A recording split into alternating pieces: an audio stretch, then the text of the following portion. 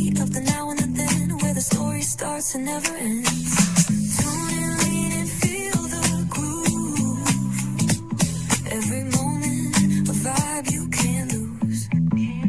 It's for the culture, by the culture. Braylon got the soul to show you. Breaking it down, lifting it higher. Feel the rhythm, spark the fire.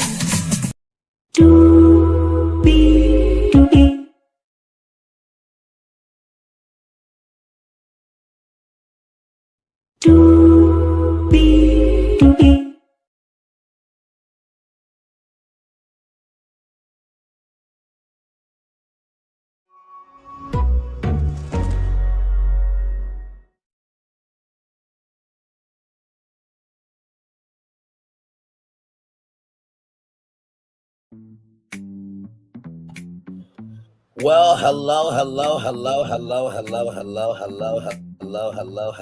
to you, and you. Welcome into another edition of Brainley's Virtual Tour Live. Glad to have all of you here in the building. Hello, and still good to see you. Shout out to the 4 people that were here, the 2 people that are here now. Y'all, we gotta talk. Because what is the flying fuck is going on here? And I have to tell you, I'm not surprised by this at all. I'm really not. And the reason why I'm not surprised is because, like I said, when you do anything for attention, you will receive anything in return, right? And y'all know I'm always going to come at from another way, as we often do around here. So with that being said, higher is waiting, low is available. But either way, we got to go on tour. Yes, indeed, we do. Let me take down this iconic intro here. You see that virtual tour background? Yes, you do. You hear that virtual tour music? Yes, you do. And then there is me. Hey, everybody. Welcome in. Glad to have all you here. Now, I did say Billie Holiday told us about Strange Fruit, for example, Nicki Minaj. We're going to start off with Lady Day. This woman right here, Billie Holiday. Billie Holiday, born April 7th, 1915 in Philadelphia, Pennsylvania, was a superstar of her day. She first rose to prominence in the 1930s with a unique style that reinvented the conventions of modern singing and performance. More than 80 years after making her first recording, Billie's legacy continues to embody what is elegant and cool contemporary music. Holiday's complicated life and her genre-defining autobiography, Lady Sings the Blues, made her a cultural icon. The evocative, soulful voice, which she boldly put forth as a force for good, turned any song she sang into her own.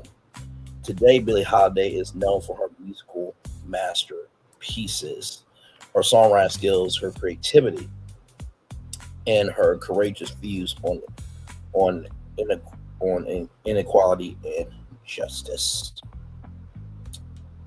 So, I wanted to talk about this here. During the 1930s, during her epic run at Barney Josephine's Cafe Society in Manhattan, which I believe is still around today, she was introduced to the poem Strange Fruit, a horrific description of lynching in the southern United States. The music was written just for Billie, became the hallmark of her concerts. It's considered by scholars to be the first protest song of the Civil Rights era. The lyrics were so controversial that her record label wouldn't record it, so she jumped over to the independent Commodore Records, where she could record and sing as she pleased. Strange Fruit became a cultural spark point and a hit record too. So, I wanted to read those lyrics, if you will indulge me. Here we go. Strange fruit, southern trees bear strange fruit, blood on the leaves, blood at the root, and blood at the root rather. Black bodies swinging in the southern breeze, strange fruit hanging from poplar trees. Pastoral scene of the gallant South, the bulging eyes and the twisted mouth, scent of magnolias sweet and fresh, then the sudden smell of burning flesh. Here is fruit for the crows to pluck, for the rain to gather, for the wind to suck, for the sun to rot, for the trees to drop. Here's a strange and bitter crop. That was strange fruit, everybody. And I wanted to start off with that because Lady Day, her mom was a madam, and Billie Holiday got raped, everybody. You may know another woman, Dorothy Dandridge. Dorothy Dandridge, the one who is from Cleveland, Ohio, Ohio, that is. And her mom was gay. And if you've watched the Dorothy Dandridge movie with Halle Berry doing a outstanding job in playing her, Dorothy Dandridge, mom's wife, also,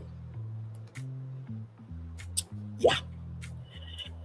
And not to mention, too, back in the day, Dorothy Dandridge put her foot in the pool. They had to drain the whole pool. And there's a song called Pardon Me, Boys, Yes, Yes. It's at the Chattanooga Choo Choo on track 29. And now nickel to spare, and I do declare. There was this thing called the Chitlin Circuit. And then there's another woman that I want to bring up here, Josephine Baker, the famous entertainer who became a World War II Allied spy. Yeah. So right here, Baker was a French resistance spy, a civil rights activist, and adopted mother of a rainbow tribe of a dozen diverse children that she hoped could model racial unity. During the Harlem Renaissance, Baker went to New York City and began to build her career. Within a few years, she was the highest paid chorus girl in vaudeville. Then she had an opportunity to tour Paris, where audiences were thrilled by her risque performances and compelling stage presence. She joined the Falls Bergère and was famous and became famous for her Don Sauvage, wear a banana skirt, but she wanted to be known. She wanted to be known more. She wanted to be known as more than exotic or primitive act. So she took vocal coaching and transformed her personas, both on stage and off it. Shirley Bassey, who lists Baker as one of her greatest influences, once said she went from petite Dangerous to with a decent voice to La Grande Diva Magnifique. I swear in all my life I've never seen and probably never shall see again such a spectacular singer and performer. Following the war, Baker was eager to return to her performing career, but she also had a newfound desire to champion civil rights causes. In 1963, she became the only female speaker at the famous March on Washington, telling the vast crowd while wearing her Free France uniform, "You know, I've always taken the rocky path.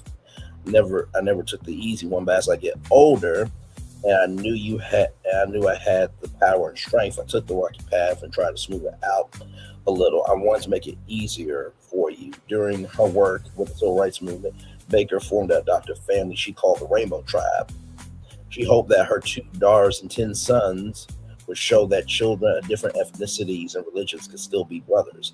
After Martin Luther King Jr. was deleted, Coretta Scott King even asked Baker to consider taking King's place as leader of the civil rights movement. However, Baker declined, saying that her children were too young to lose their mother. Now, you're probably wondering why I am reading. Hey, Florence, good to see you, my friend. You're probably wondering why I am reading these black women. Is reading about these black women and their background. Is because if we do not understand where we have been, we will fail at where we're going. I'll say that two more times. If we fail to understand where we've been, right, we will eventually fail at where we're going. If we fail at where we are and we don't pay attention, we will fail at where we're going. There was another here that I want to.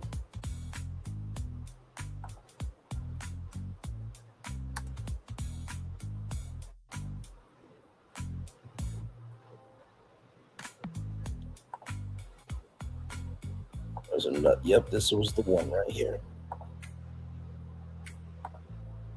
Here's another one, Bessie Smith. Right here, Bessie Smith.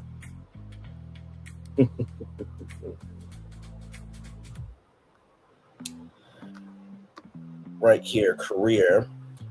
Bessie Smith began forming her own act around 1913 at Atlanta's 81 Theater. By 1920, she had established a reputation in the South and along the East Coast. At the time, sells over 100,000 copies of Crazy Blues, recorded for Okoye Records by the singer Mamie Smith. No relation, point to a new market. The recording industry had not directed its product to black people, but the success of the record led to searching for female blues singers. Yeah. And when we go down to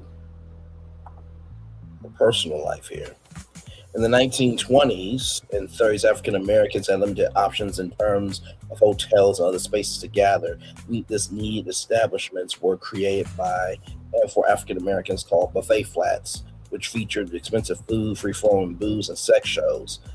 Also see prostitution in the Harlem Renaissance. Smith frequented buffet flats after concerts with friends, including drag queens and gay men, who viewed it as a safe haven. Her friends reported that a lot of people paid top dollar to see the sex shows at the buffet. It has long been reported that she will engage in sexual activities with both men and women, including her longtime friend, lover Ruby Walker, both before and during her relationship with Jack G.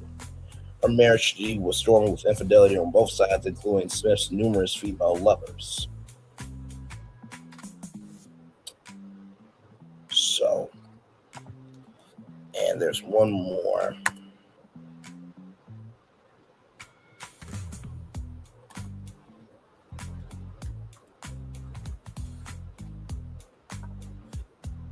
Just one person I want to bring up. May have heard of this woman, Lena Horne. Yes, indeed. Horne joined the chorus of the Con Club at the age of 16, became a nightclub performer before moving on to Hollywood and Broadway. A groundbreaking African-American performer, Horne advocated for civil rights and took part in the March of Washington in August of 1963. Let's go to civil rights activism. Horne was long involved in the civil rights movement. In 1941, she sang at Cafe Society, New York City's first integrated venue, worked with Paul Robinson, during World War II.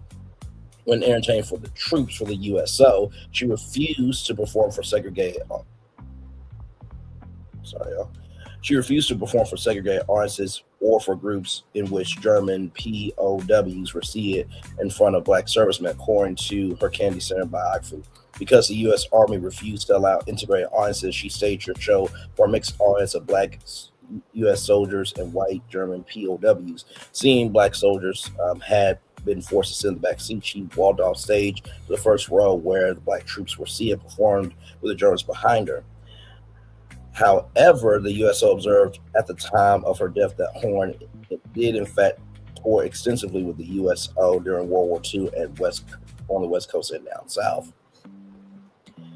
Horne was at an NAACP rally, Medgar Evers, in Jackson, Mississippi, the weekend before Medgar was deleted. At the March of Washington, she spoke and performed on behalf of the NAACP, the SNCC, and the National Council of Negro Women. She worked with Eleanor Roosevelt in attempts to pass anti-lynching laws. So, I bring up those ladies. Oh, Hang on, can y'all still? Oh my God! Hang on one second, y'all. I'll be right back. Hang on.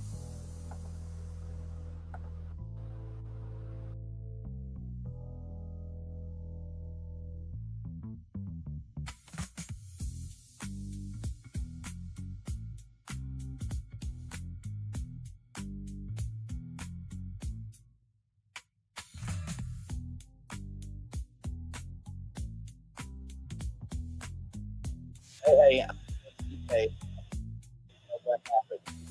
What? With that being said, I brought up these ladies here. I'll bring them up again. I do not mind doing that for you all because, as you know, we cover things here a little bit differently. Um, as technology.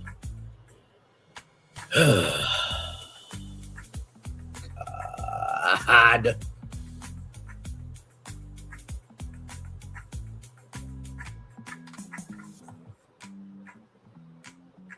Give it a moment, y'all.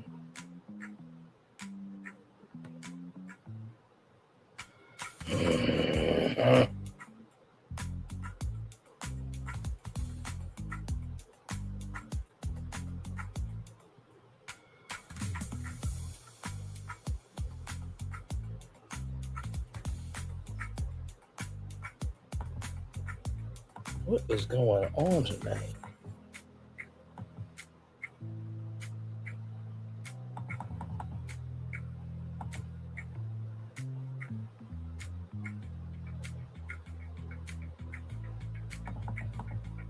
Hang on, y'all. I'm gonna have to reset my computer. Give me a moment. I'm gonna be right back.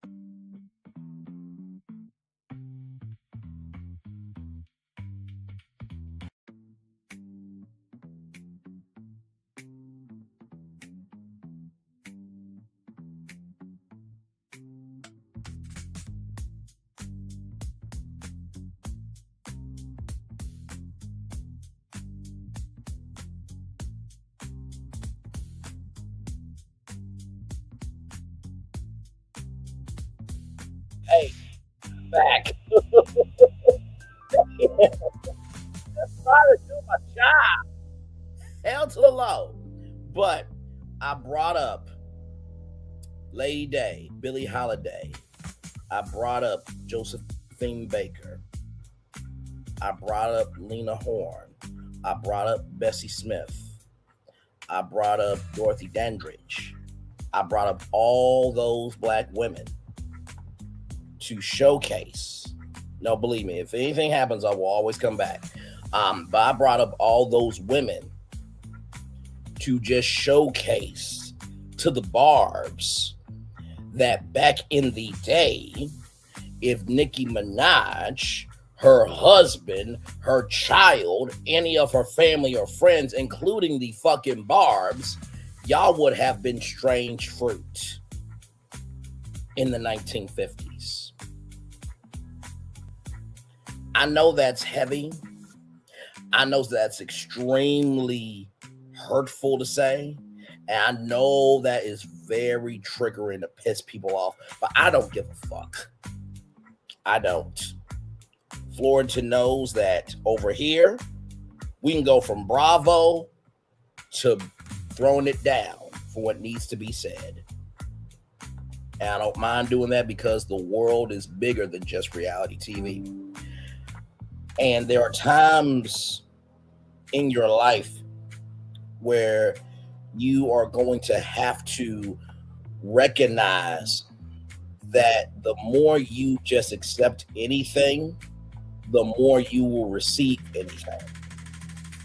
The more you will accept anything, the more you will receive anything. The more you accept anything, the more you will receive anything. Okay? So let me bring up those women again. Okay, let me bring up these ladies one more time, just so we can all get an understanding here that somebody had to pave the way in order for Nicki Minaj to be where she's at. Black people had to support these ladies in order for there to be a fan base called the Barbs. So this is Billie Holiday right here. Then, of course, this beautiful sister right here, her name is Dorothy Dandridge. And see, I know the Barbs lack a lot of intelligence, so they're not going to say anything to me. I know Nicki Minaj doesn't give a fuck, damn, or shit about Black history, so she's not going to come for me either.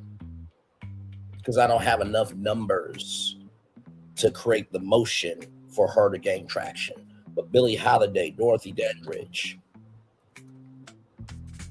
Josephine Baker, bring her up.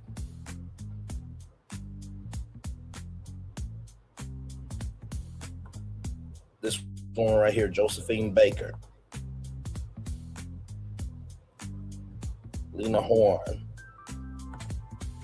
Right here, the one and only Miss Lena Horne.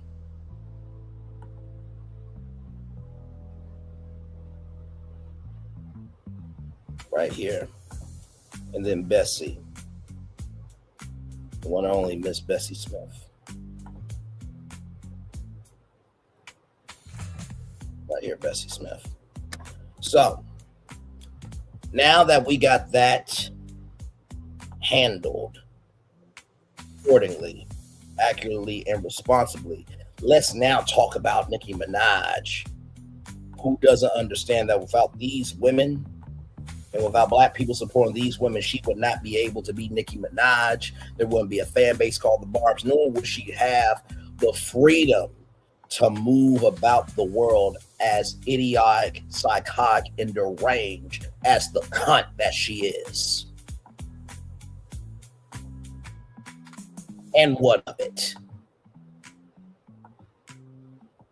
What? That's too much? That's too much? Let's get into it. So, in case you don't know what happened, there was a event from Turning Point. So here are a couple of points from the chaotic convention from the Associated Press here. I'm just going to go through highlights here. So it was a 4-day conference. Ben Shapiro, criticizes podcasters. Ben Shapiro, co-founder of the conservative media outlet Daily Wire, set the tone with the first speech after Erica Kirk opened the convention. He attacked fellow commentators in deeply personal terms, saying some of the right's most popular morally bankrupt. Candace Owens has been vomiting all sorts of hideous and conspiratorial nonsense into the public square for years, he said.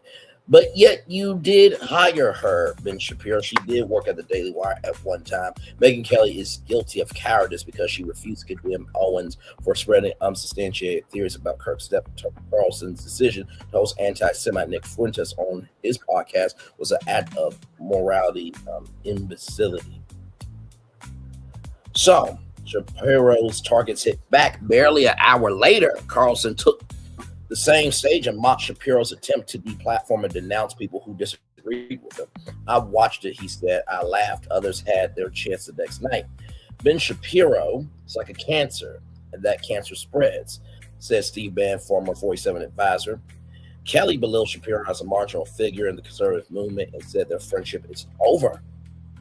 Oh, my. I resent that he thinks he's in a position to decide who must say what to whom and when, Kelly said. Owens who had spread unsubstantiated conspiracy theories about Charlie Kirk's death, was at the convention, but she responded on her podcast calling Shapiro a miserable imp. Wow. Then there was a schism over Israel anti-Semitism. Israel came up repeatedly during the conference. Some on the right have questioned whether the Republican Party's historically steadfast support for Israel conflict. The 47's America First platform, Carlson criticized civilian deaths in Gaza and remarks that would have been out of place in progressive circles.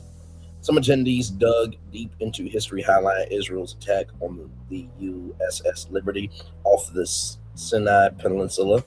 In 1967, Israel said it mistook the ship for an Egyptian vessel during the Six-Day War, while critics have argued that it was a deliberate strike. Many accused Shapiro, who is Jewish, and others who staunchly support Israel of being a part of the Israel First crowd. Kelly said criticism from Shapiro and Barry Weiss, the newly installed head of CBS News, is about Israel. Vance says loving America is enough to be a part of MAGA. In the conference's closing speech, Vice President J.D. Vance declined to condemn extremism or define a boundary for the MAGA coalition. The movement should be open to anyone as long as they love America. I wonder, is it loving the America that you all support, or loving America regardless of what color you are? I'm just curious how they think or how deep their pockets are.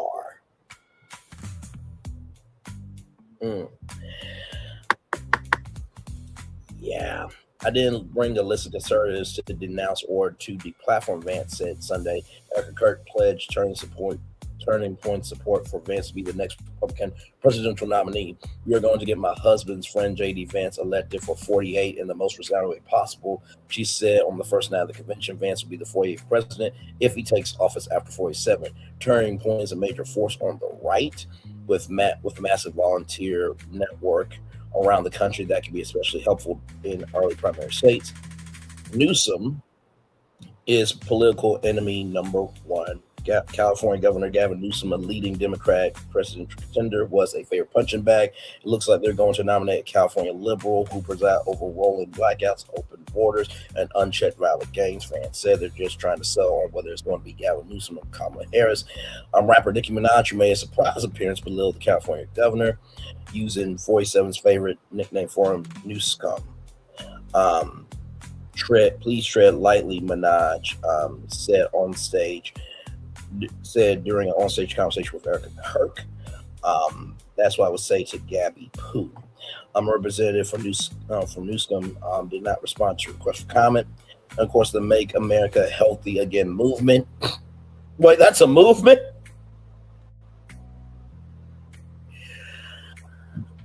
I'm confused. Does the president support the movement? Because, the president, he's got a condition where blood can't go up to his heart. His leg can be amputated at any time. But yet he's the healthiest president of all time.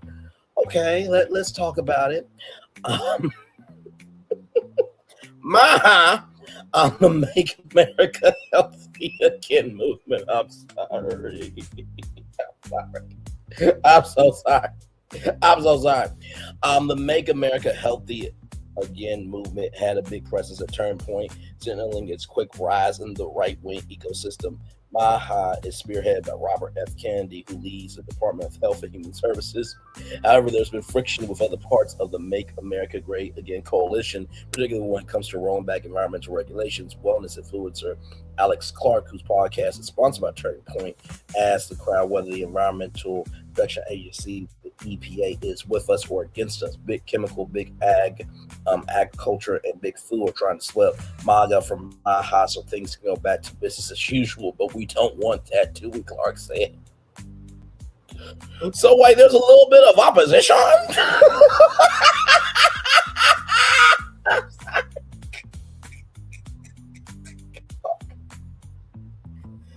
Oh, Lord.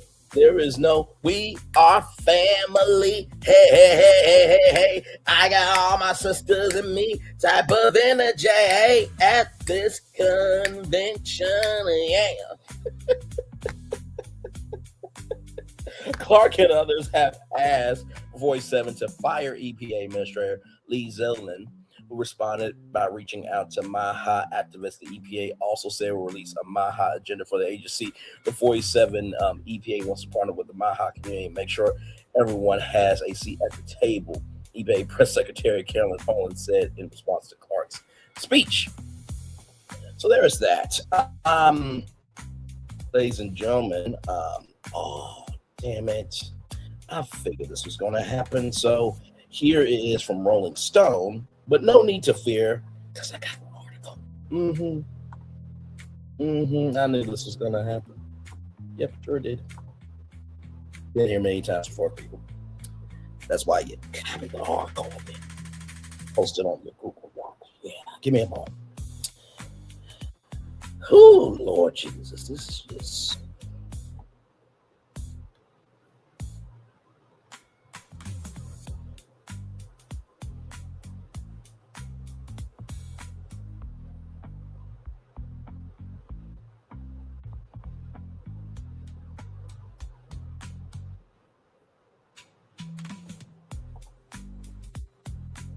Right here. Here we go, everybody. Here we go.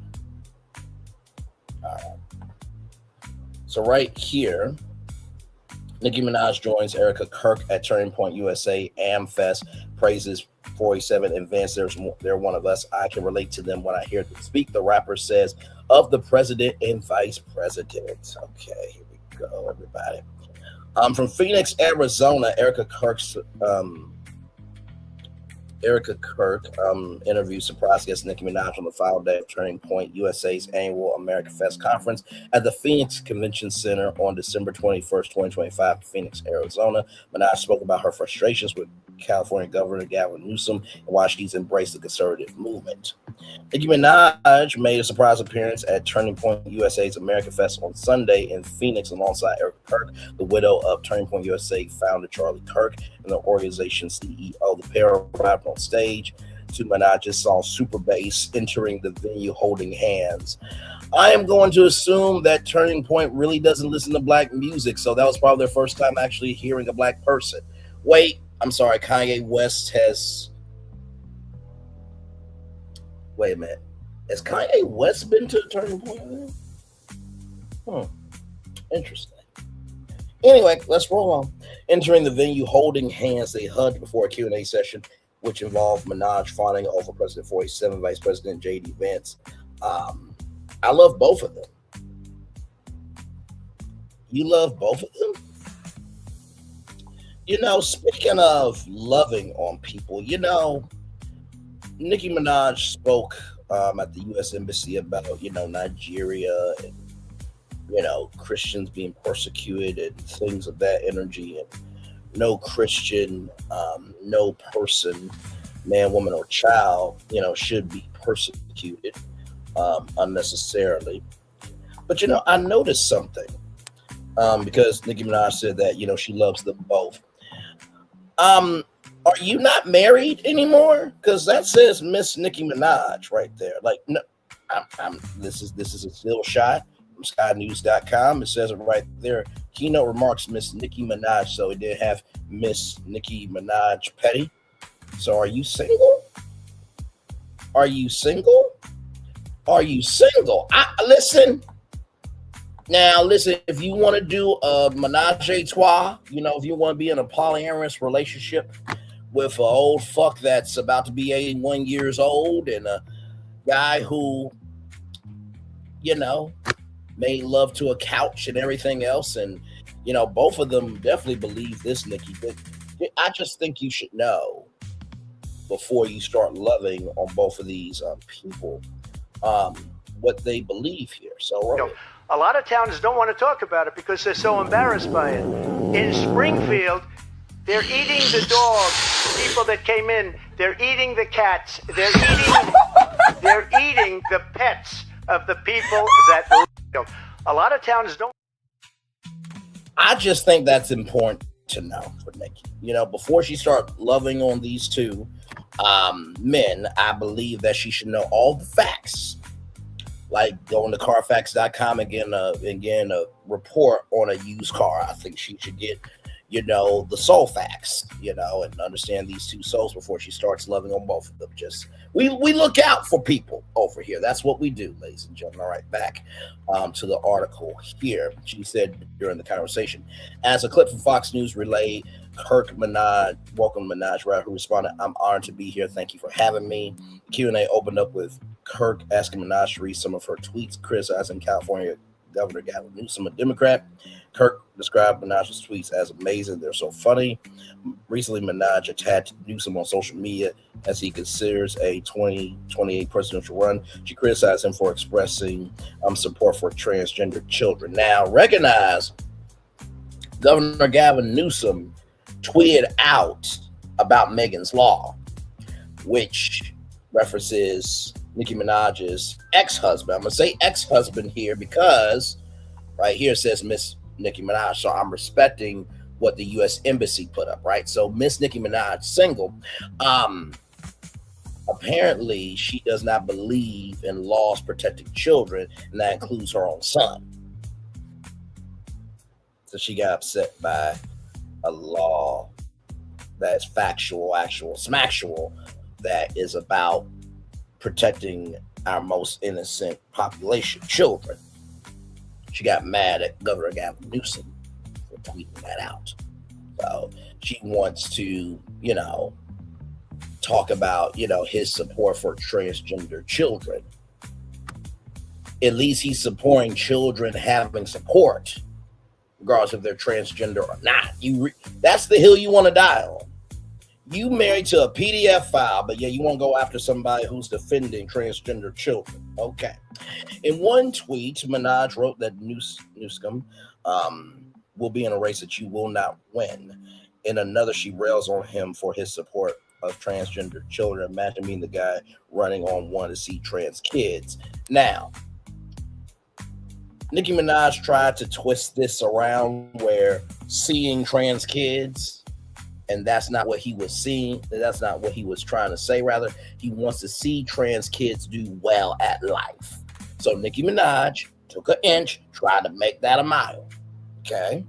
All right. Just want to make sure we got all the facts here. She read her tweet from December 12th out aloud on Sunday. How not even a trans adult will run on that. Normal adults wake up and think they want to see healthy, safe, happy kids. Earlier in December, Newsom appeared on the Ezra Klein show, where he told the host that he supports the trans community, despite having suggested it was unfair for transgender athletes to compete in women's sports. I want to see trans kids. He said via USA Today, I have a trans godson. There's no governor that signed more pro-trans legislation than I have. There's been no stronger advocate for the LGBTQIA+ community. As for his stance when it comes to sports, he argued you have to accommodate the reality of those rights being taken away as we advance the rights of the trans community in terms of the fairness of athletic competition. That's not a bigoted position.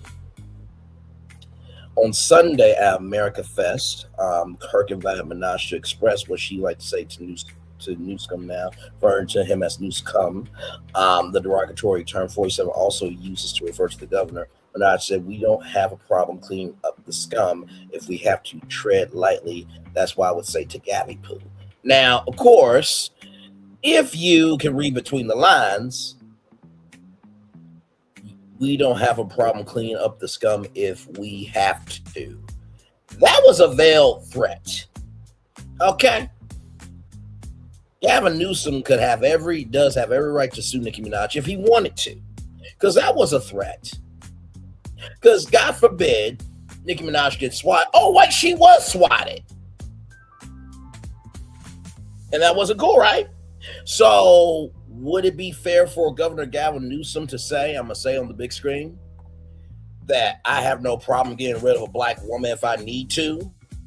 Would that be fair for Governor Gavin Newsom to say? I'm going to say that two more times for context, conjecture, and connection. Would it be right after Nicki Minaj threatened Governor Newsom?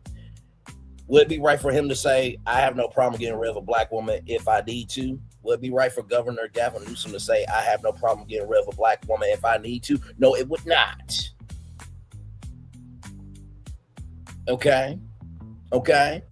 Okay, moving on.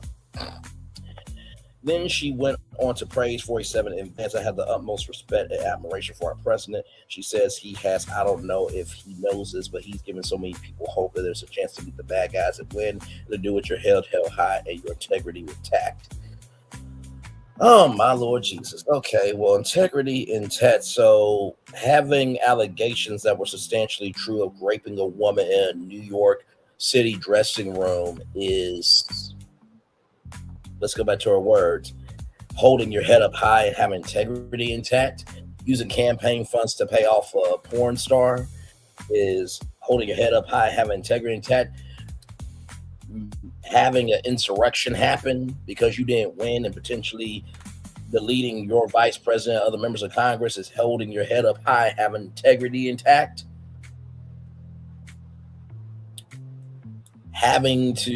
Cheating people out of contracts is holding your head up high, having your integrity intact. Having the Central Park Five be given the death penalty potentially over a crime that they did not commit, and that was proven in court, that's holding your head up high, having integrity intact. Kicking out blacks and minorities and not approving them for housing is holding your head up high, having your integrity intact. Hiring your best friend or your gay lover at this point for the president, Elon Musk, to go into Doge and destroy the inside of the government. Dealing with Section 8 housing and food stamps and Social Security and many other benefits. Maybe some of your family members who live in the U.S. might be on those benefits. That's holding your head up high, having integrity intact. You having to pay a whole bunch of fines and somehow you get out of that. That's holding your head up high, having your integrity intact. I'm just asking some questions here. Let's roll on. She added that she found 47 advance to be relatable. I can relate to them when I hear them speak. I know that they're one of us, she said. She added they haven't lost touch of the world.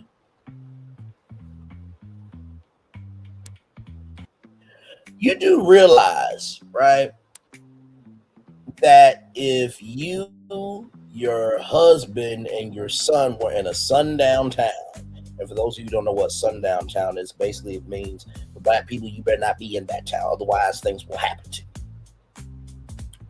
Going back to that strange fruit song, okay? You do realize they would not put out a report that you, your husband, and your child are missing in that sundown town, right? You do realize that. Okay. By the way, I'm not wishing that on Nicki, her husband, and their son. I'm not wishing that at all.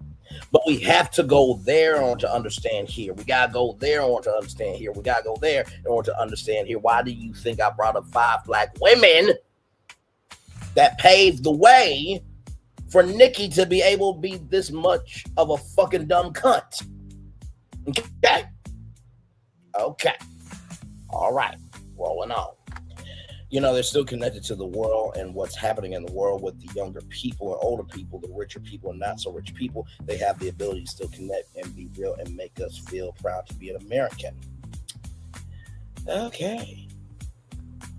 Well, Minaj's apparent love 47 his administration appears mutual. Earlier this month, fans weighed in on the Nicki Minaj Cardi B rap feud, which has been largely dormant since October, rang Nicki over Cardi. In response to instantly a post that Minaj reads Vance over rants.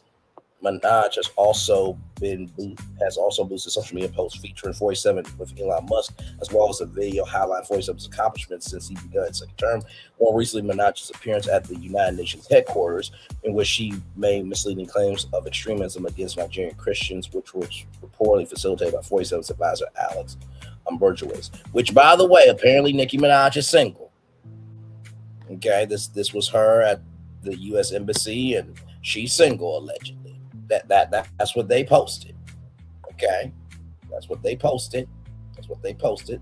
That's what they posted. Now, let's keep going here. From the Hollywood Report, Nicki Minaj praises 47 during a surprise appearance with Erica Kirk at Turning Point event. The rapper joined Kirk on stage at the conservative organization's America Fest. Rapper Nicki Minaj made a surprise appearance at Turning Point USA's America Fest on Sunday, joining Erica Kirk on stage to bask to bash California Governor Gavin Newsom and praise President 47 when Kirk, CEO of the conservative organization Turning Point USA, and Charlie Kirk's widow, asked Minaj about the biggest surprise she learned from the current administration. She responded, "I have the utmost respect and admiration for our president. I don't know if he even knows this, but he's given so many people hope." Before she also took aim at Newsom, reading some of her past posts on Twitter about the governor as Kirk laughed. It only gets worse from here for you, buddy. Minaj said, "It's the end of the road for you, my love. Get to the nearest jet ski and let that beautiful hair blow in the wind. It will make you happier than this race. You will not win. Enjoy life. Peace." You know, if you're trying to shade somebody, you don't say enjoy life and peace, right? But hey, what do I know? I'm just glad man talking on YouTube. The super bass rapper also recently lashed out at Newsom, a possible 2028 Democratic presidential candidate, in part for his support of trans kids at the Turning Point USA event. She also read another one of her Twitter posts to the crowd saying, "Imagine being the guy running on one to see trans kids. How not even a trans adult will run on that. Normal adults wake up and think they want to see healthy, safe, happy kids, not the gaff, not scaff out, sending the next guy. I'm bored." You do realize the more you're tweeting him up, the more he gets elevated. You should know how media works by now, Nicki. But hey, as Minaj has also appeared to align herself with the voice of administration officials and policies in recent weeks, Kirk asked about her reasoning for speaking out about politics now. "I just got tired of being pushed around," she replied. "I have something inside me that's stronger than what's out there." So would you say that you're stronger than the 6888, the Black Women Battalion that had to go through all of those letters to send to troops' families and friends way back in the day? Are you stronger than them? Because I don't think so. Not here, not there, not anywhere, Braylon Lee. I am. Okay. All right. Moving on. So when you've had enough, you realize, wait a minute, why do I even care about these people, what they think? Who are they? You don't even know who they are. So I'm not backing down anymore. I'm not going to ever back down. I'm not going to back down ever again. You are the woman who gets upset over the fact that you don't have a Grammy, sweetheart. Okay, so I can't play the super bass, but as your special guest, there she is. Oh, there she is. Okay, so they're not playing super bass. Nope.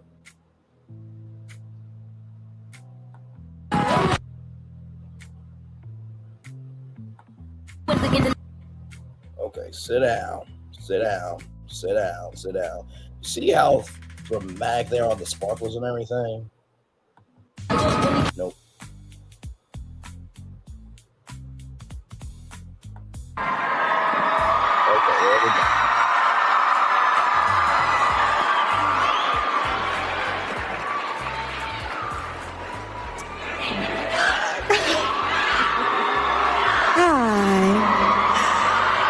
Hello, how are you?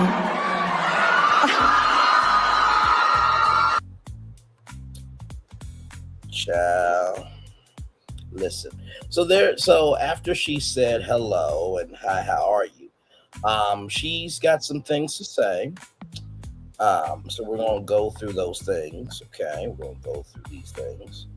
Here we go from the shade room. Shout out to the shade room. Have the utmost respect and admiration for our president.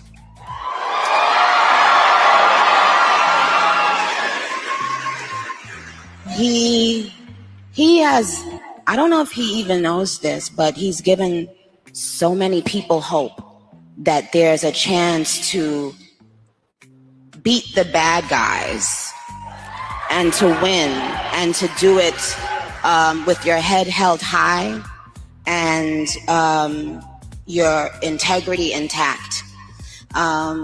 He's from Queens, New York, like me.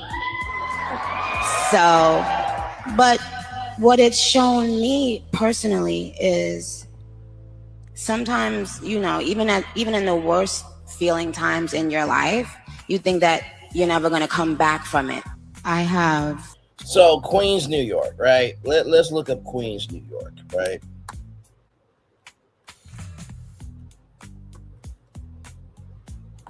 Let's just look up some celebrities. You know.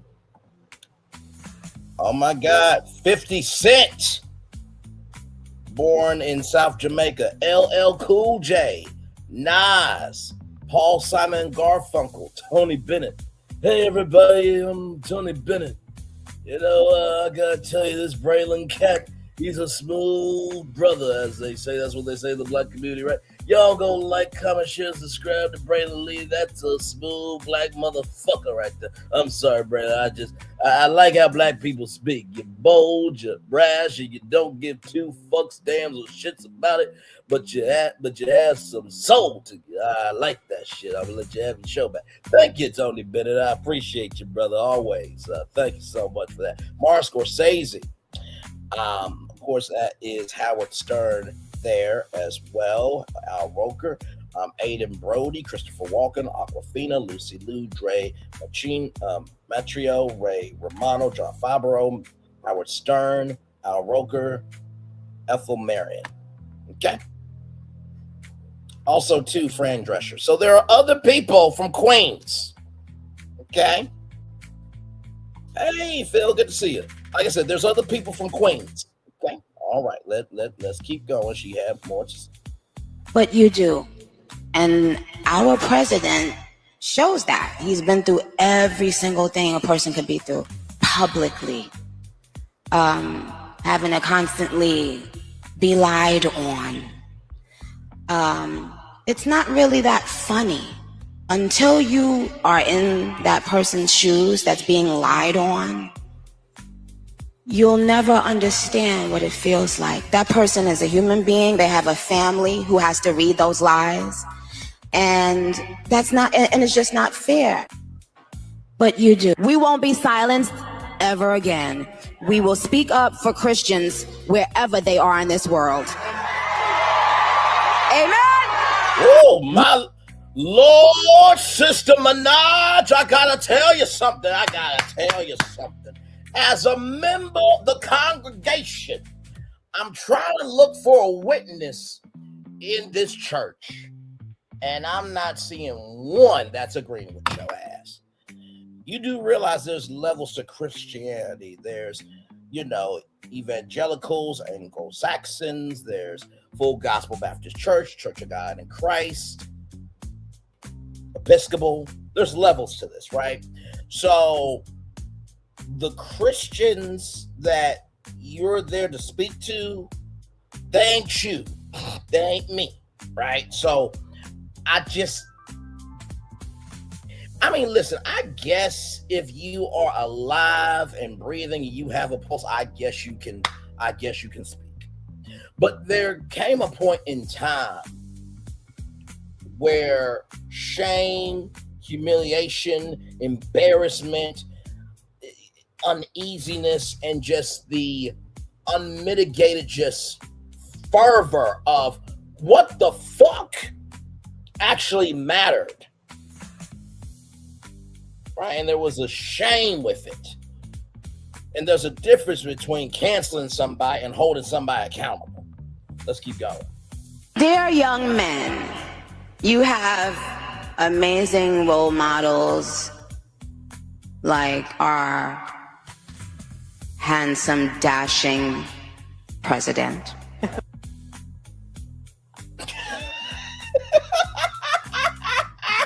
Hey, I just want to zoom in on her face. First of all, it looked like, do you give your husband this look? Like, Daddy, I want you. You know my kinks, and go forth and destroy me. Like, you said that like you wanted to fuck him. Oh my God. Oh, Nicki. Oh my God, drop that anaconda on me. Oh my God. Oh my God. Oh, you got those buns, hun.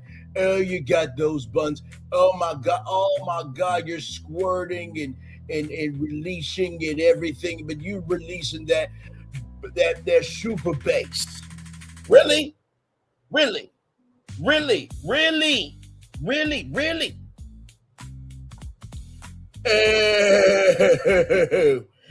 Okay, Nicki, listen. listen. Is this synthetic hair? What type is this? Is this goat hair? What type of hair is this? Can I turn it into braids? Because I want to just giddy up, just yeah, just yeah. Like, come on now.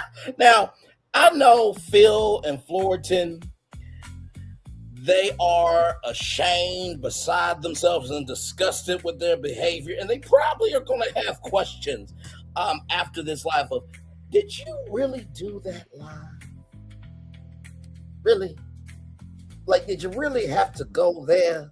Like we got what she meant by her facial expression. You just had to take the inch and make it the mile. Well, that's why I do. I say the quiet part out loud. I showcase the blueprints that nobody else wants to talk about.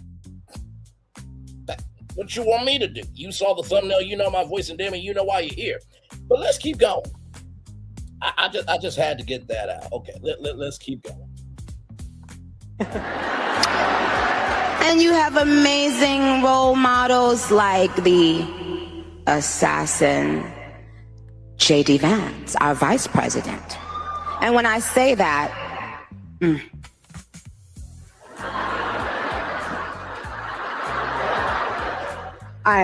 trust me, there's nothing new under the sun that I have not heard, so you're fine. Yes, we did. You have to laugh about it, truly. I have been called every single thing, and you know what? God is so good, you let it roll right off your back. And this is what's so beautiful about this moment, because if the internet wants to clip it, who cares? I love this woman. Dear young men, you have... So, you love this woman. She's playing chess, no checkers. Well, see, here's the thing. Crazier lust. Here's the thing. In chess, it's a game of skill, tactfulness, and you have to have comprehension to play chess, right? This is checkers. I'm not even going to bring up Connect 4 because that's more of a respected game, right? She is, oh, okay, red, black. Okay, well, I want to be red, and I'm going to do what I want to do, when I want to do it, how I want to do it, without recognizing there's rules to play here. Let me ask you this.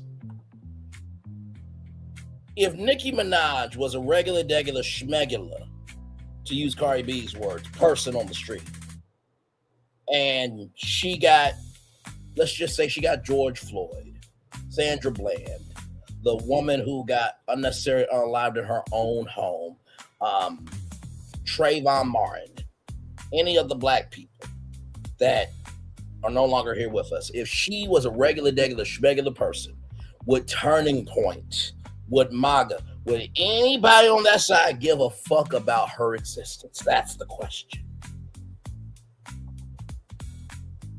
Okay. All right, so let's keep going, because that's not all she said now. Here we go.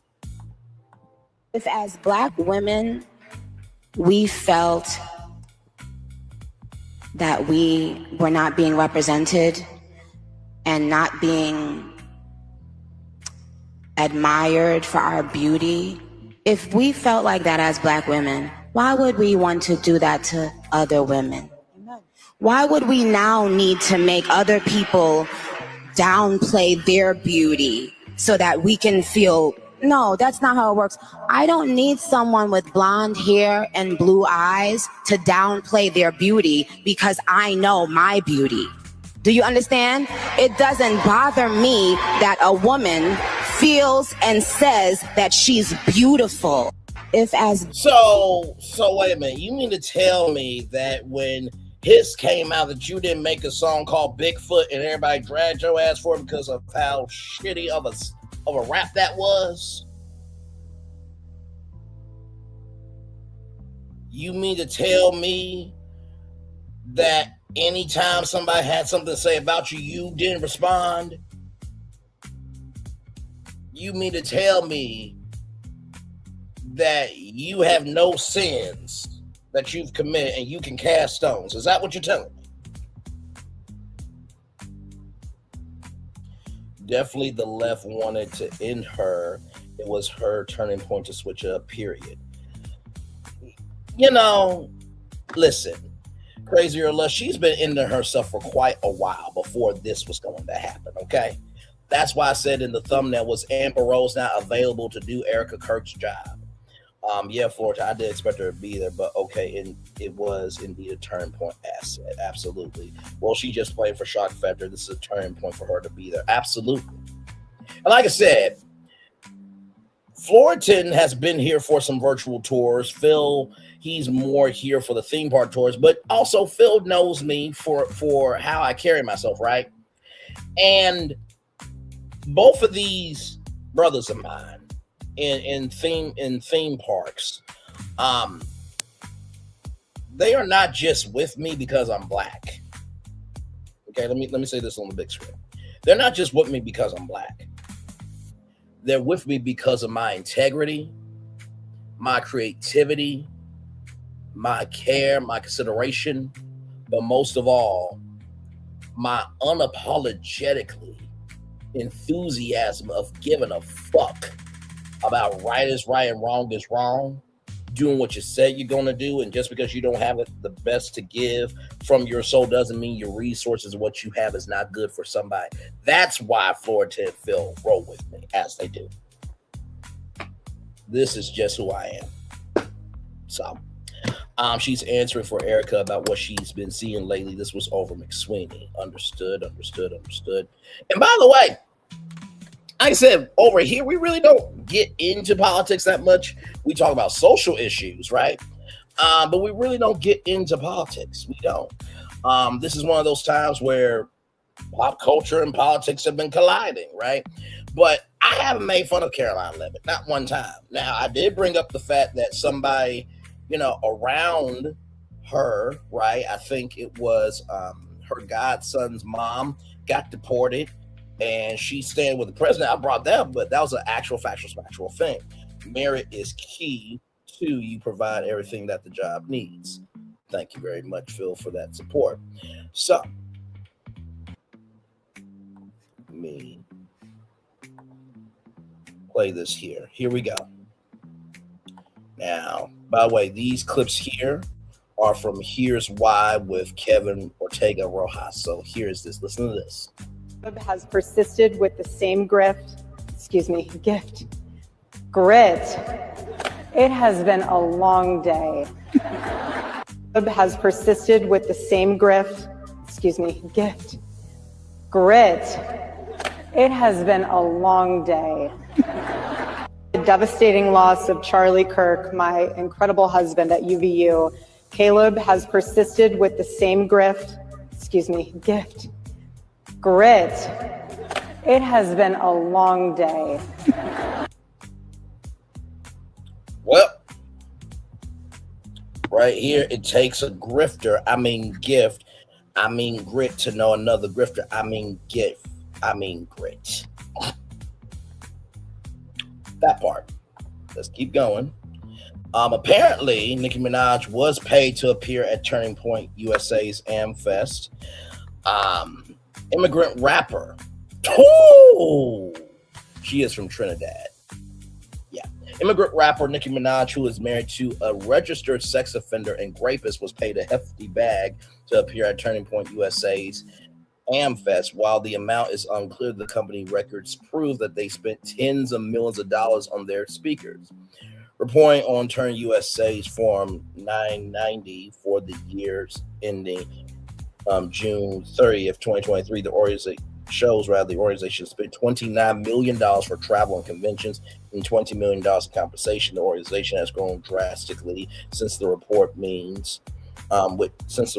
means that they are more likely spending which means they are likely spending more. Some experts predict Nicki Minaj earned at least $1 million for her brief appearance. It was the first time she had ever publicly endorsed 47, the MAGA movement, which was lucrative for Turning Point USA and probably paid off for her. And then, of course, right here from Chronicle Speaks, shout out to Chronicle Speaks as well. Now, we already saw this clip, but I just wanted to showcase Chronicle Speaks, a great content creator. Amazing role models like the assassin J.D. Vance, our vice president. And when I say that,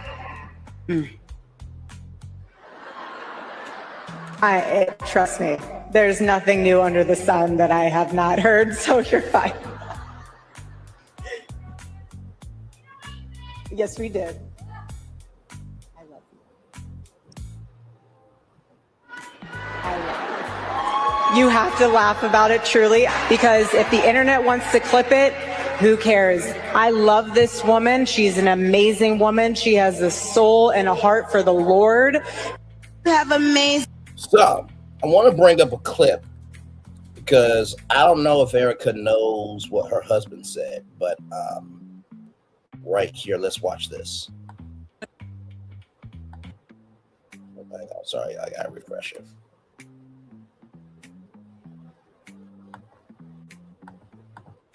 Cardi B. Okay, Nicki Minaj is causing dads to leave the home. Hold on a second. I don't think that's a good role model for 18-year-old black girls. I don't think that songs that are talking about like glorifying wet female genitalia is exactly, I don't know which one wrote that song. Which one was it? I think it was Ben Shapiro. Yeah, that's right.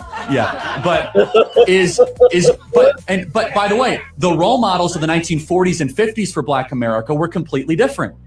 So it is a representation issue. Hold on a second. No, not representation. It's who do you get your art from? It's what values are they putting forward? For example, more times than not, black politicians will lament the condition of America. It's systemically racist. It's terrible. What does that do to a 14-year-old black kid if you just find that you hear that everything is rigged against you? Instead, they should be saying, hey, there might be some barriers, but if you believe in yourself enough, you can achieve in this country. It creates a form of social conditioning of low expectations. And that's not my argument. You know whose argument that is? Barack Obama's. I don't necessarily agree with everything you said either, man. Barack Obama said, number one, we need more fathers in the home. This is when Barack Obama didn't go super woke. Obama's a liberal. I don't care what he's got to say. Okay, but Barack Obama, then secondly, he said that we can't keep telling our black youth that you can't succeed in this country. Anybody can succeed in this country. And Obama was right when he said that. Obama was correct when he said that we need to change the story we're telling Black America. We were not being represented and not being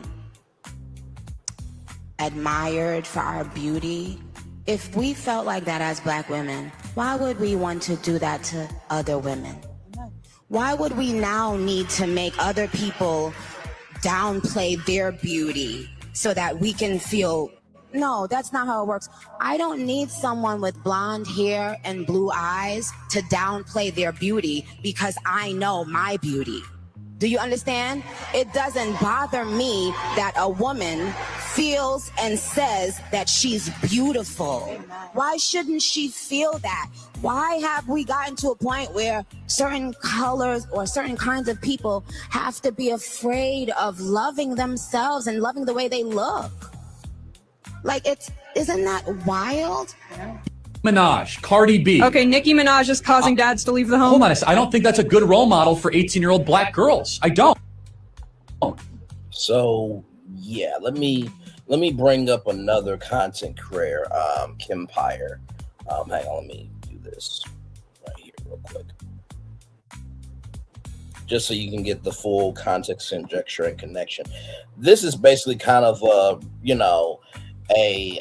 and Charlie Kirk did this to a lot of different places around the country, where he would have these back and forth Q&As with students on different campuses. So let me bring this up right here.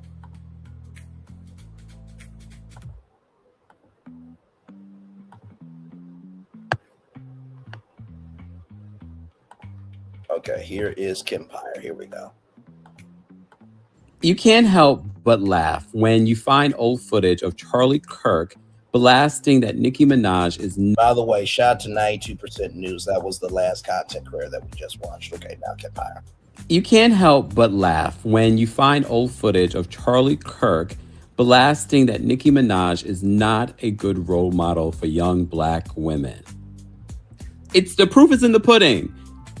Right now, Black culture is being held captive by influences, songs, Which and role models. influences? I mean, Nicki Minaj, Cardi B. Okay, Nicki Minaj is causing dads to leave the home. Hold on, I don't think that's a good role model for 18-year-old Black girls. I don't think that songs that are talking about like glorifying wet female genitalia is exactly. I don't know which one wrote that song. Which one was it? I think it was Ben Shapiro. Yeah, that's right.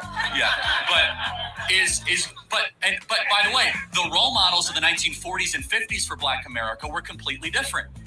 So it is a representation issue. Hold on a second. No, not representation. It's who do you get your art from?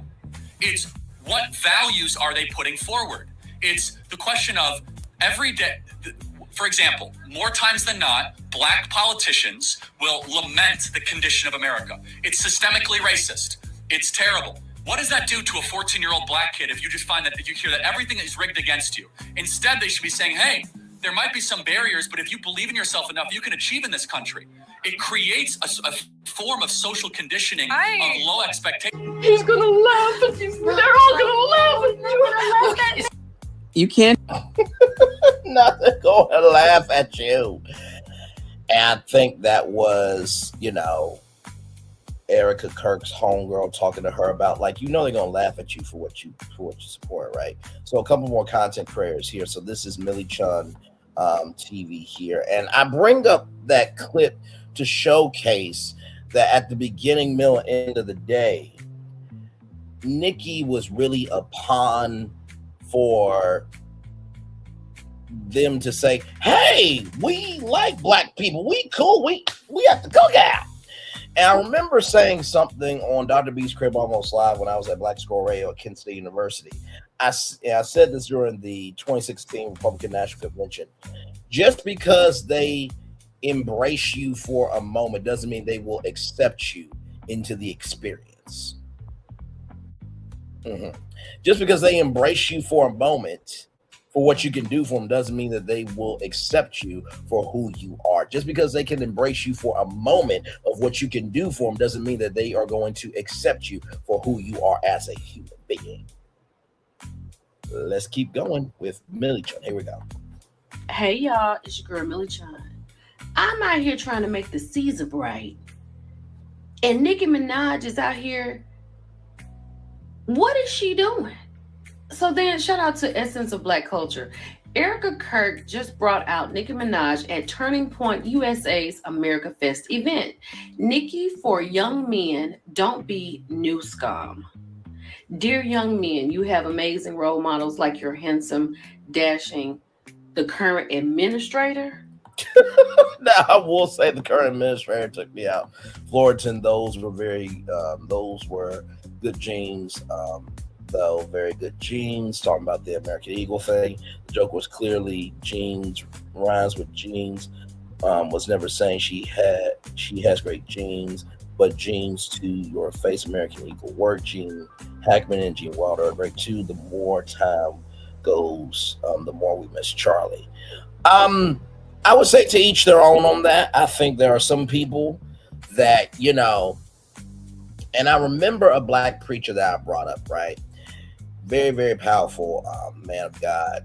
He said that while what happened was a tragedy, right, it does not excuse the behavior that he portrayed, right, that he executed and displayed. Because, and let's go back for a minute. Because I want to go back to one of our lives, right? And this live was so big because what happened within this live was really shocking. And we're going to get back to Millie Chun here in a minute. I just wanted to bring this up soon as I find it. Because see, we don't play over here. We if we're going to go there, we're going to go there.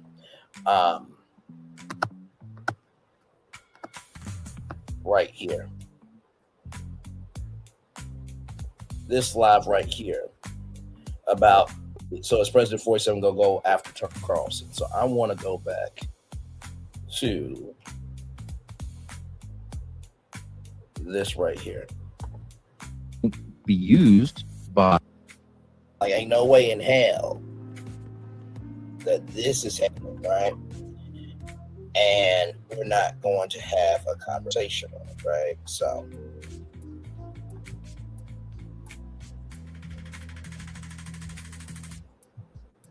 because I want everybody to hear what Tucker Carlson said. Give me a moment, y'all. Hopefully your Thursday is going well.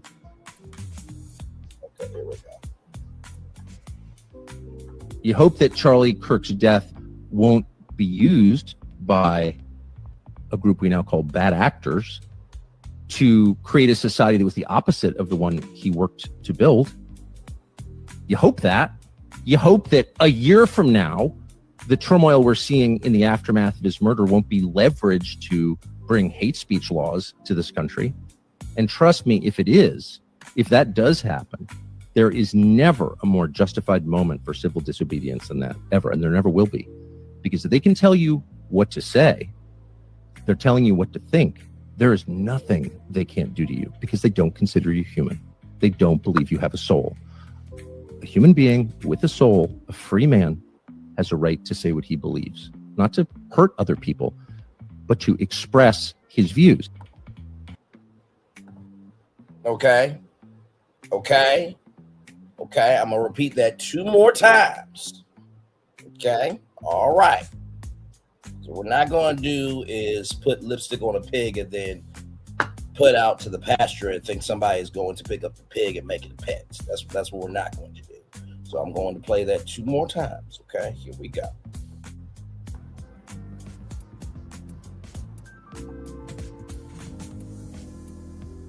Give me a moment, y'all. Hopefully your Thursday is going well. Okay, here we go. You hope that Charlie Kirk's death won't be used by a group we now call bad actors to create a society that was the opposite of the one he worked to build. You hope that. You hope that a year from now, the turmoil we're seeing in the aftermath of his murder won't be leveraged to bring hate speech laws to this country. And trust me, if it is, if that does happen, there is never a more justified moment for civil disobedience than that, ever. And there never will be. Because if they can tell you what to say, they're telling you what to think. There is nothing they can't do to you because they don't consider you human. They don't believe you have a soul. A human being with a soul, a free man, has a right to say what he believes, not to hurt other people, but to express his views. Okay, one more time. Just one more time. And then I'm going to bring up that black bastard because I found the clip.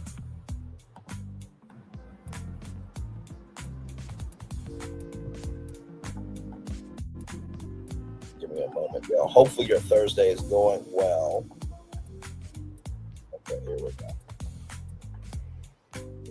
You hope that Charlie Kirk's death won't be used by a group we now call bad actors to create a society that was the opposite of the one he worked to build. You hope that.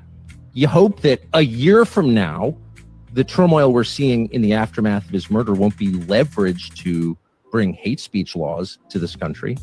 And trust me, if it is, if that does happen, there is never a more justified moment for civil disobedience than that, ever. And there never will be. Because if they can tell you what to say, they're telling you what to think. There is nothing they can't do to you because they don't consider you human. They don't believe you have a soul. A human being with a soul, a free man, has a right to say what he believes, not to hurt other people, but to express his views. You hope that Charlie Kirk's death... So, there is that. I'm going to play this because we're talking about it. Okay? Now, everybody's got the right to have their opinion, like Phil does here, but not everybody feels the same. Let's play it. Charlie Kirk did not deserve to be assassinated. But I'm overwhelmed seeing the flags of the United States of America at half-staff, calling this nation to honor and venerate a man who was an unapologetic racist and spent all of his life sowing seeds of division and hate into this land.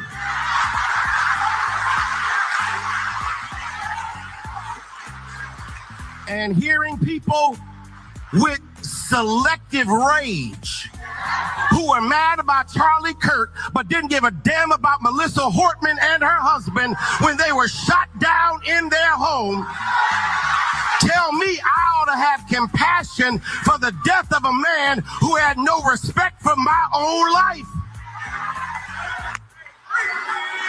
I am sorry, but there's nowhere in Bible where we are taught to honor evil.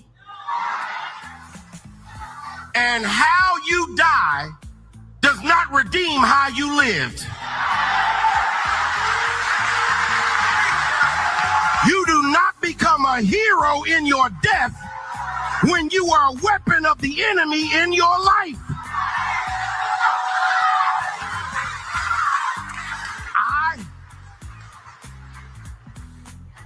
I can abhor the violence that took your life, but I don't have to celebrate how you chose to live. I'm overwhelmed by folk who call themselves Christian simply because they invoke the name Jesus and quote scripture from the Old Testament, but never love like Jesus, never try to live like Jesus, never apply the Sermon on the Mount, bear no fruit of the Spirit. I am overwhelmed. I'm going to play that 2 more times. Go. Charlie Kirk did not deserve to be assassinated. But I'm overwhelmed seeing the flags of the United States of America at half-staff, calling this nation to honor and venerate a man who was an unapologetic racist and spent all of his life sowing seeds of division and hate into this land.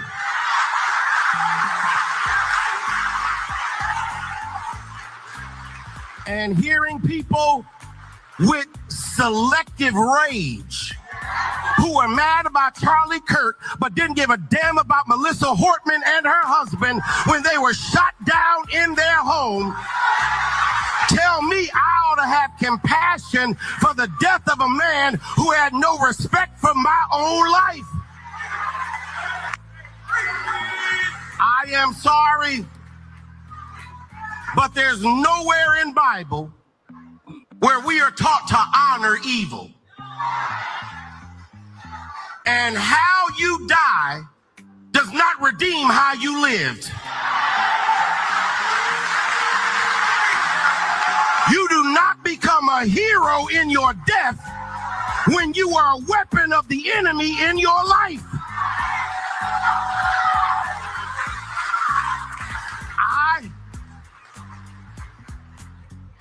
I can abhor the violence that took your life, but I don't have to celebrate how you chose to live.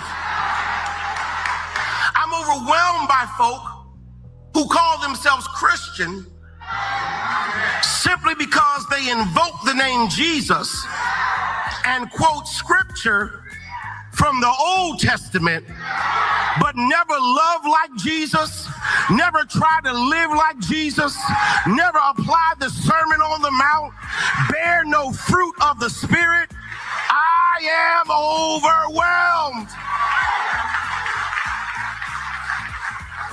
overwhelmed. One more time. Bro. Charlie Kirk did not deserve to be assassinated. But I'm overwhelmed seeing the flags of the United States of America at half-staff, calling this nation to honor and venerate a man who who was an unapologetic racist and spent all of his life sowing seeds of division and hate into this land.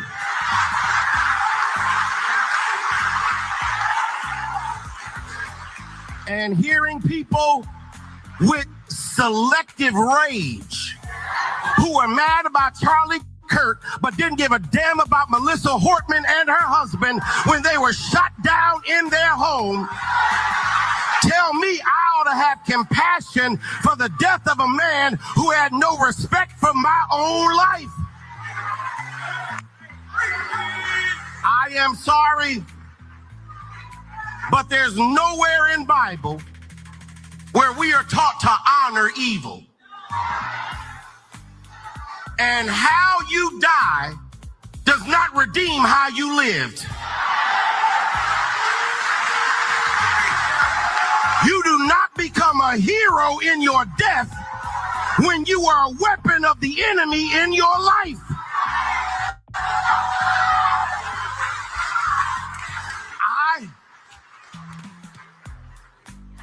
I can abhor the violence that took your life, but I don't have to celebrate how you chose to live. I'm overwhelmed by folk who call themselves Christian simply because they invoke the name Jesus and quote scripture from the Old Testament, but never love like Jesus, never try to live like Jesus, never apply the Sermon on the Mount, bear no fruit of the Spirit. I am overwhelmed. So, with that being said, let's go here. And I'm not wishing this, but you know, since you said Charlie's not going to be forgotten, let's go here. If Charlie Kirk was alive, and God forbid Candace Owens got deleted in the same motherfucking ass fashion as Charlie Kirk did, would Charlie give a fuck, shit, or damn about Candace Owens? I'm gonna ask that 2 more times. Not wishing it for Candace. Not wishing it. Not wishing it. Not wishing it for her husband. Not wishing it for her child. But let's go here. Since you said Charlie ain't gonna be forgotten, let's think about if he was alive today. If Candace Owens, her husband, or her child got deleted in the same way Charlie Kirk did, would Charlie stand up for Candace Owens,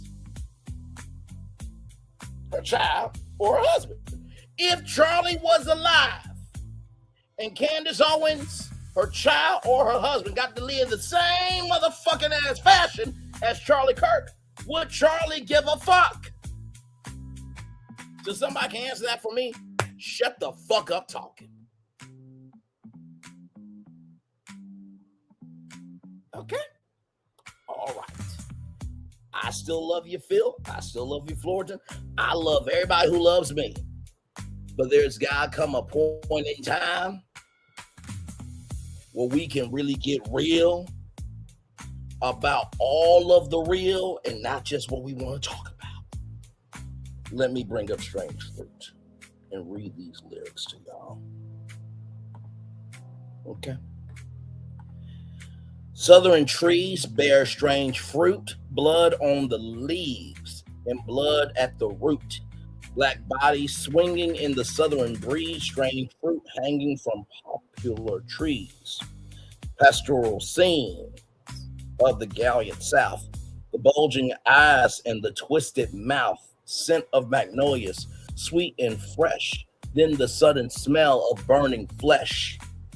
Here is fruit for the crows to pluck, for the rain to gather, for the wind to suck, for the sun to rot, for the trees to drop. Here's a strange and bitter crop. I'm gonna read that 2 more times. Southern trees bear strange fruit, blood on the leaves and blood at the root. Black bodies swinging in the southern breeze, strange fruit hanging from popular trees. Pastoral scent of the gallant south, the bulging eyes and the twisted mouth, scent of magnolia, sweet and fresh, and then the sudden smell of burning flesh. Here is fruit for the crows to pluck, for the rain to gather, for the wind to suck, for the sun to rot, for the trees to drop. Here's a strange and bitter crop. One more time for the motherfucking one more time. Southern trees bear strange fruit, blood on the leaves and blood at the root. Black bodies swinging in the southern breeze, strange fruit hanging from popular trees. Pastoral scent of the gallant south, the bulging eyes and the twisted mouth, scent of magnolia, sweet and fresh, then the sudden smell of burning flesh. Here is fruit for the crows to pluck, for the rain to gather, for the wind to suck, for the sun to rot, for the trees to drop. Here's a strange and bitter crop. So, hey, he's got the right to his opinion, to believe even though how he wants to, even though I don't agree with his opinions. It's freedom of opinions. Thank you for the replays. Charlie Wood, I believe so. Candace Owens, not so much. She's annoying to me anyway. Thanks for the replays. And it's no problem, right? Because, like I said, I think the reason why this channel continues to evolve and mature and, you know, it's breaking through so many barriers that are seen and unseen is because, like I said this morning, we talked about the Stars Network potentially buying the FYI network to amplify the Stars app. We just got done talking about Housewives, and now we're talking about Nicki Minaj disrespecting Billie Holiday, Dorothy Dandridge, Lena Horne, Bessie Smith, and Josephine Baker. That without those women, Nicki Minaj could not have done what she did at Turning Point USA. So I know sometimes that all we can do is consume what we want to consume. But when we consume what we want to and negate what we need to handle, we have what we have. When we consume what we want to consume and negate what we need to handle, we get what we get. We consume what we want to consume and negate what we need to handle, we get what we get. Let's get back to Millie Chan. Here we go. What is going on?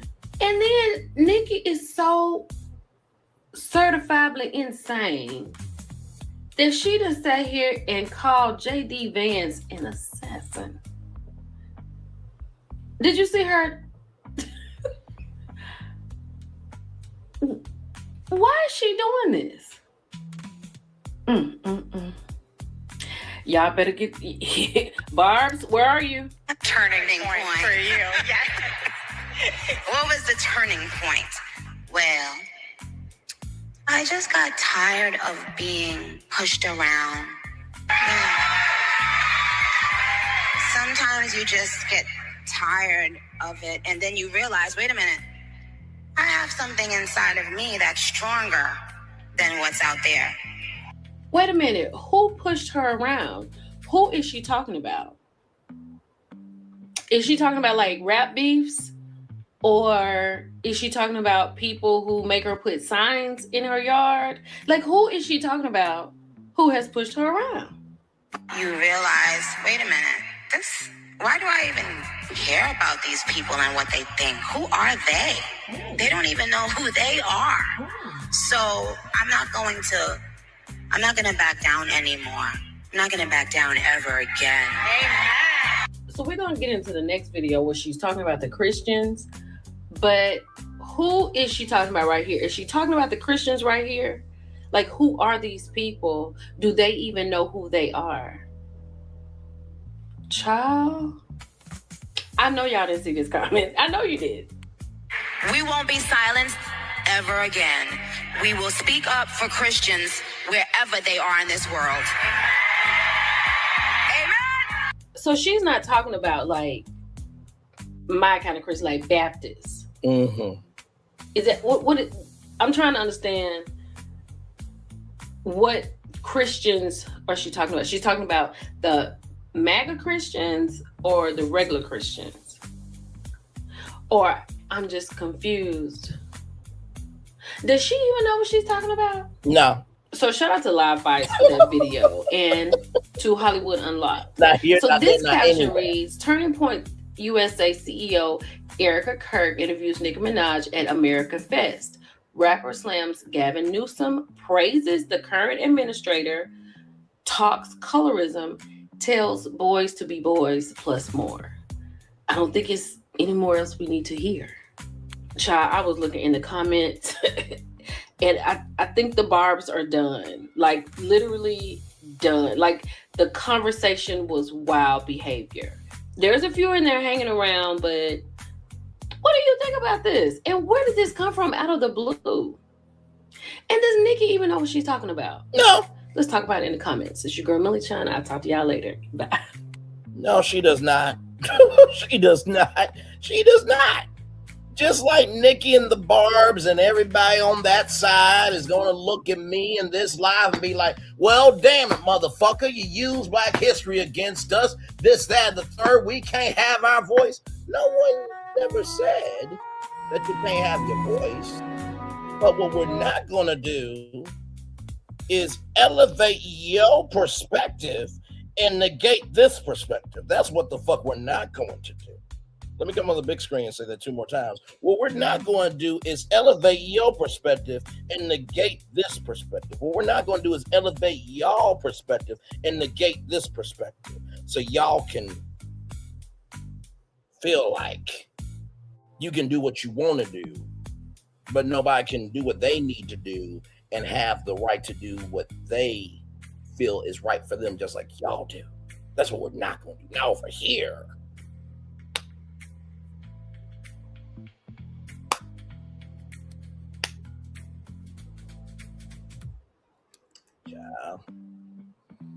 rolling on. Here's another content creator here now. Now, Troy's TV is a great content creator, and he did such a great video that I want you guys to see, because just trigger warning everybody, what you're going to see is going to be disturbing. Okay, so here we go. Some viewers may find this disturbing. Viewer discretion is advised. Hi, my loves. It's Destin Choice, and you're watching Choice TV. For today's video, I wanted to get on here and I wanted to discuss Nicki Minaj and the fact that her fans are turning on her. I only support Trump because I'm going broke and I need the money. I know that was AI generated, but I think we should play that 2 more times. Choice, and you're watching Choice TV. For today's video, I wanted to get on here and I wanted to discuss Nicki Minaj and the fact that her fans are turning on her. I only support Trump because I'm going broke and I need the money. Nicki Minaj and the fact that her fans are turning on her. I only support Trump because I'm going broke and I need the money. Now, even though that was AI generated, ladies and gentlemen, Nicki Minaj is single. She's not married anymore, allegedly. Allegedly. Let's get back to the video. Now, let me just start off by saying, Choice Raven Simone Baxter acts again. Barbs, they always try to paint her as the victim, and that's where my issue comes into play. When you enable somebody's behavior, you literally put yourself in a predicament where you feel like you always got to enable that person's behavior. And the minute her fans get to a point where they switch up and they turn on her, they're going to throw a whole bunch of shit in her face. I literally saw this coming years ago, where I said eventually her fans would turn on her, and we've been actively seeing this. People have been going in on her. By the way, if you're wondering who this person is here, let me go back. Right here, that's Harris Faulkner from Fox News. Ago, where I said eventually her fans would turn on her, and we've been actively seeing this. People have been going in on her on TikTok, Twitter, and Instagram, and many other platforms, and there's been a lot of smear campaigns on the media where a lot of people are very pissed off at her, because many people feel like she's already chosen a side. So if you guys haven't heard, Nicki Minaj was recently invited to AmFest, which is an American conservative festival that was recently hosted in Phoenix, Arizona. She got tons of backlash because she was invited by Erica Kirk, who we all know as Charlie Kirk's widow. And if you know anything about Charlie Kirk, you know that he was very right-wing and very traditional when it came to his Christian beliefs, abortion, and women, and much more other things. Is the great replacement theory. They want to replace white Anglo-Saxon Christian Protestants with Mexican Nicaraguans, with El Salvadorians. You're comparing abortion to the Holocaust. Absolutely, I am. In fact, it's worse. It's worse. I'm sorry. There is nothing worse. First of all, you are comparing a movement where somebody's existence and how they practice religion depended on them having a gold star to be determined as an outcast, and then the chimney smoke with human bodies going into ovens. That is not the same as a woman losing a fucking child. There are women who have died because of C-sections. There are women who have died because they have not gotten the right proper motherfucking ass care.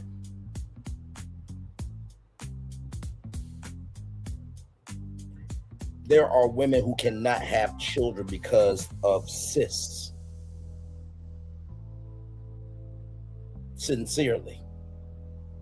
If you have not seen the mortality and maternity rates for women, black women, it will piss you the fuck off.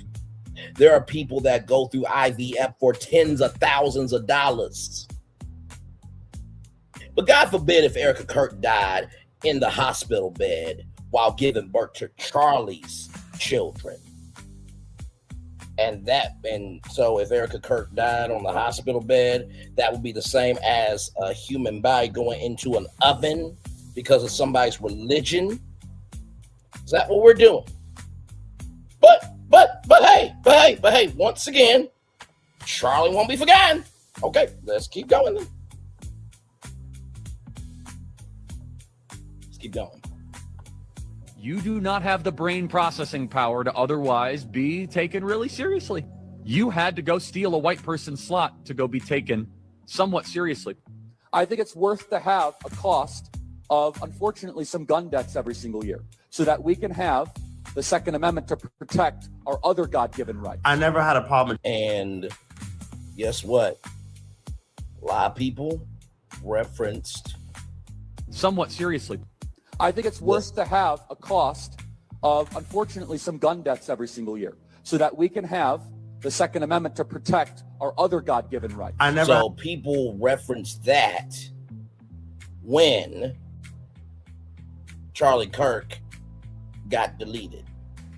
I accidentally wrote we. I meant I accidentally wrote we when I said miss him, by the way. He knew to respond in ways different than Beck and Kelly. Candace is right now. That's all.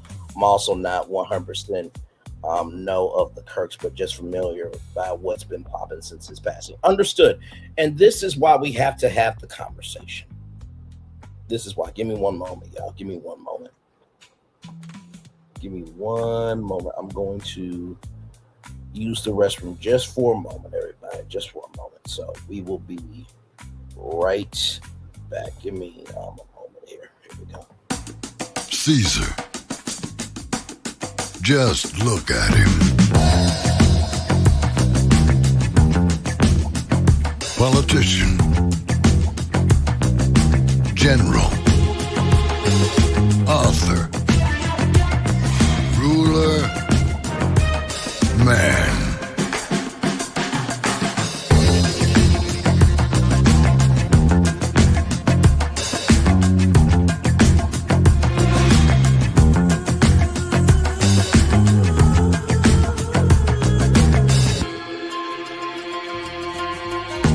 Legend has it, he's not only stared into the belly of the beast, he's had it for dinner. Here he's free to relax, or party, or relax, or party, or relax, and party. His is a world of opulence, excess, and the occasional impulse buy. Not one to rest on his laurels, he's famous for ushering in a new age of entertainment. So, for anyone seeking a place where the sun never sets on a good time, all this awaits. I am Caesar, and I approve this palace.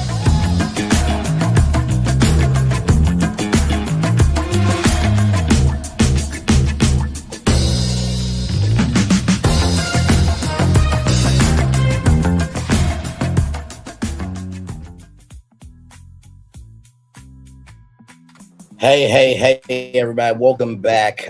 This is why it's important we have discussions, because we don't know how much experience or time each person has or may have had to get to know a person or celebrity or leader or even a Disney park. Exactly.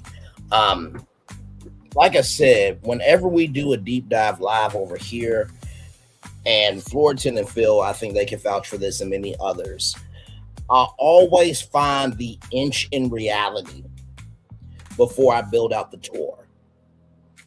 Every tour we've done has been finding inches of reality. What's that thing that we can talk about? Once we find out what we can talk about, then what are the circumstances of why it needs to matter? And then I make a plan to go about it. That has happened every single tour. Every single tour. So while people may feel the way that they feel, you can at least admit with this live that everything I'm doing is based on reality. I ain't making nothing up here, nor do I have to. We're at 981,000 total views off of hard work and discipline. Okay, let's roll on.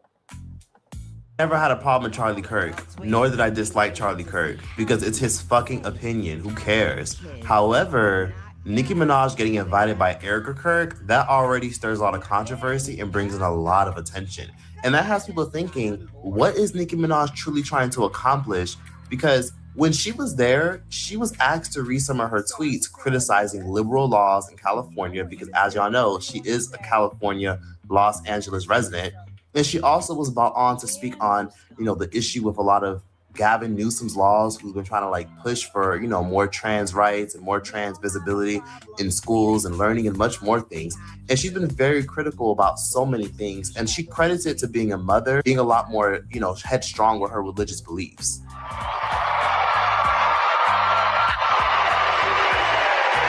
Okay. One more.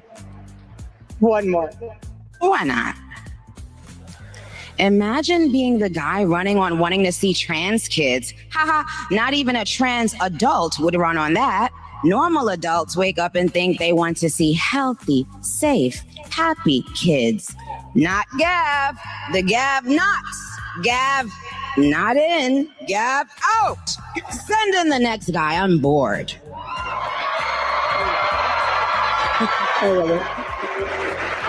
So I'm just going to let you riff. I want you to say whatever you want to say. What? Mr. Newsom. Dear Newscom,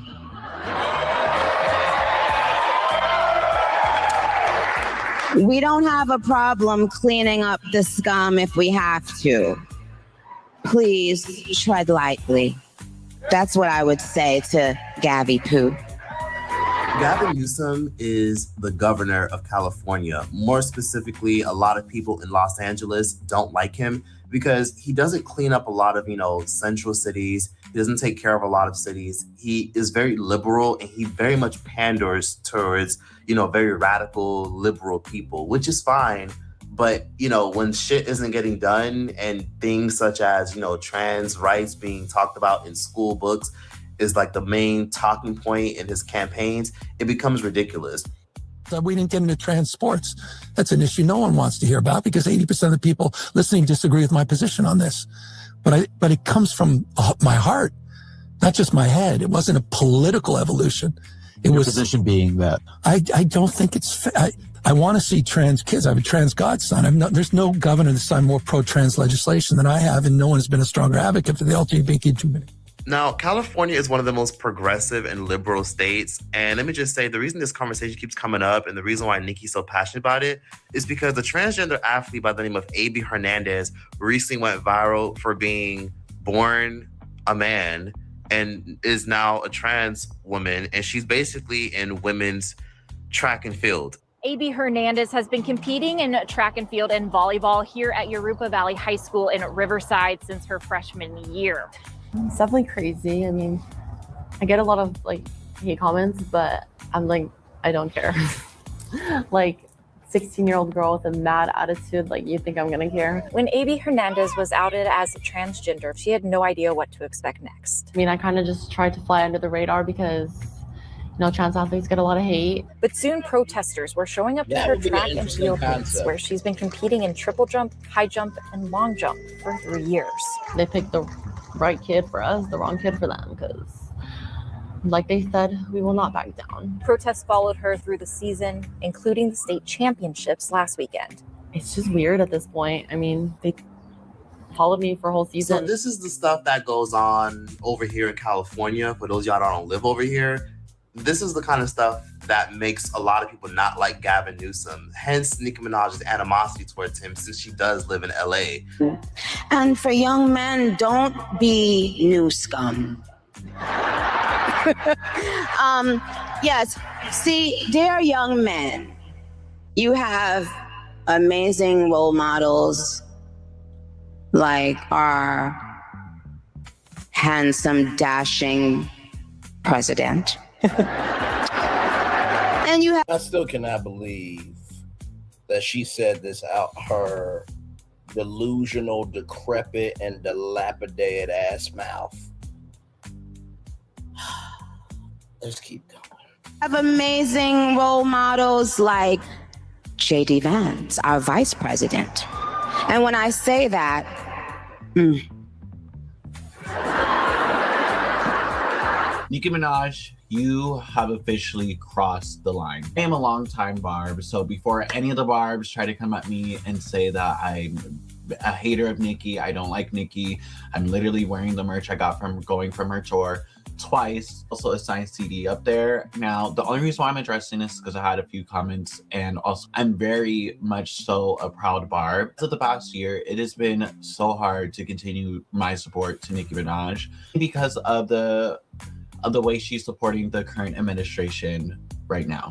I have saw past, her husband, and I have never condoned that, and I never really liked him. I never supported that at all, and I was just like, you know what? It is what it is. I love Nicki Minaj, so that's something I'm willing to look past. Understanding why y'all are confused about this whole Nicki Minaj and Erica Kirk when literally the answer is so clear. This is why she was with Erica Kirk. This is why she's all of a sudden so pro-Trump. This is why she's now MAGA. And this is why she's so pro-Trump. I will agree with this brother 100%. Potentially, we'll see, because like I said, the week is not done yet. But listen, anything is possible. We just got to talk in the group chat, and I will agree with this brother. Back to the stream here, I will agree with this brother because see, what ends up happening is when you don't know who you are. Like I said, anybody can be a creator, but it takes somebody to be an artist, right? And when you cannot rest in who you are, you will do anything, right? That's why I say boys and girls go after attention, men and women go after purpose, right? And because Nicki does not have anything of her own to hold on to, she's doing anything just to exist, right? And so, there's great power that, comes with being in that space. Now, those women that, of course, Beyonce, Sierra, Megan Thee Stallion, those people, while they did, right, defend and stood up and this, that, and the third for Kamala Harris, they also stood on social issues too. But with what Nicki's doing, she's doing it for the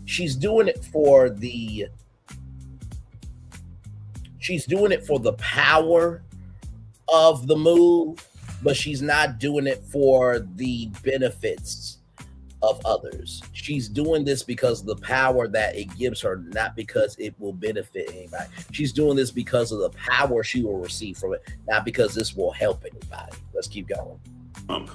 What we are saying right now is her trying to be so different from what her ops are. I don't know how much Nicki Minaj is getting paid. I don't know how much Nicki Minaj is willing to go to get her citizenship. I don't know how much Nicki Minaj is willing to do to help her husband. But Nicki Minaj sitting on a stage with Erica Kirk is exactly what I tried to tell y'all in November, and all the barbs want to get on me. But listen to her. This administration is full of people with heart and soul. So if I support her, that means by proxy I support this administration, and I can't have that happen. I don't know if my girlfriend is going through some type of psychosis, so I wish her all the best, and I hope that she gets better soon. In this, but I do not align. When it comes to the trans and the gay community being hurt and upset, I don't know why y'all are shocked. Nicki Minaj has never been an advocate for specifically trans or gay people. She's never gotten a podium to speak up for trans or gay people. I'm just a little confused because Nicki is the same person who literally checked her co-host for misgendering T.S. Madison. That's why I'm saying, like, I don't think she's a full-on homophobe, but what she spread today was very harmful. When have we ever seen Nicki Minaj get on a stand or be at an LGBTQ parade or ever speak up for LGBTQ rights?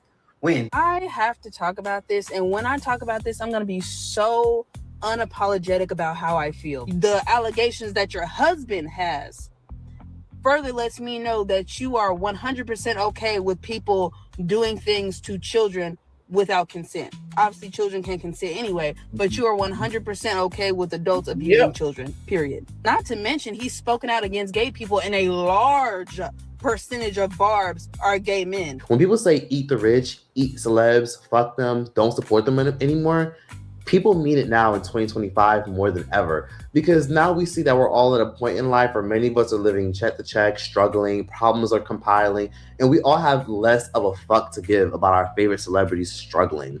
So a lot of people are talking with their dollars. A lot of people are talking with their tour tickets and much more, because people aren't having it. If people don't fuck with you or don't respect you, no one's going to support you at all. And we've been seeing this very effortlessly with a lot of entertainers lately who have empty studios, empty stadiums. Some of our favorite artists who used to flex on us and tell us how they're on top of the world, only selling like a couple thousand albums on their first week. Like, imagine creating a fresh branded survey in as little as 30 seconds. Well, that's SurveyMonkey. I don't want y'all to give a fuck about no numbers with me no more. I just don't want y'all to give a fuck about no numbers, bro. Swear. Like, I don't care. I don't give a fuck if we sell 1,000 first week. I don't care. I don't. We've been seeing it persistently. So Nicki Minaj coming forth and acting like this is not a way. BDG saying that he doesn't give a fuck while also responding is giving a fuck. Now, I got some exclusive footage. Y'all want exclusive footage? What if I told you that the president of the United States and Dr. Dre had a meeting of the minds? For young people, presidents and vice presidents, no matter how well loved, shouldn't be their role model, a parent or God or his son. Yes. Correct for one thing, kind of quotes what I said earlier this week. Now, I will say this, right? For Barack Obama, Michelle Obama, Malia, and Sasha, for my culture, we do look up to them as role models. Of course, my mom, my dad, my sister, of course, without question. But I do believe that it is important to be able to have something as a compass, right?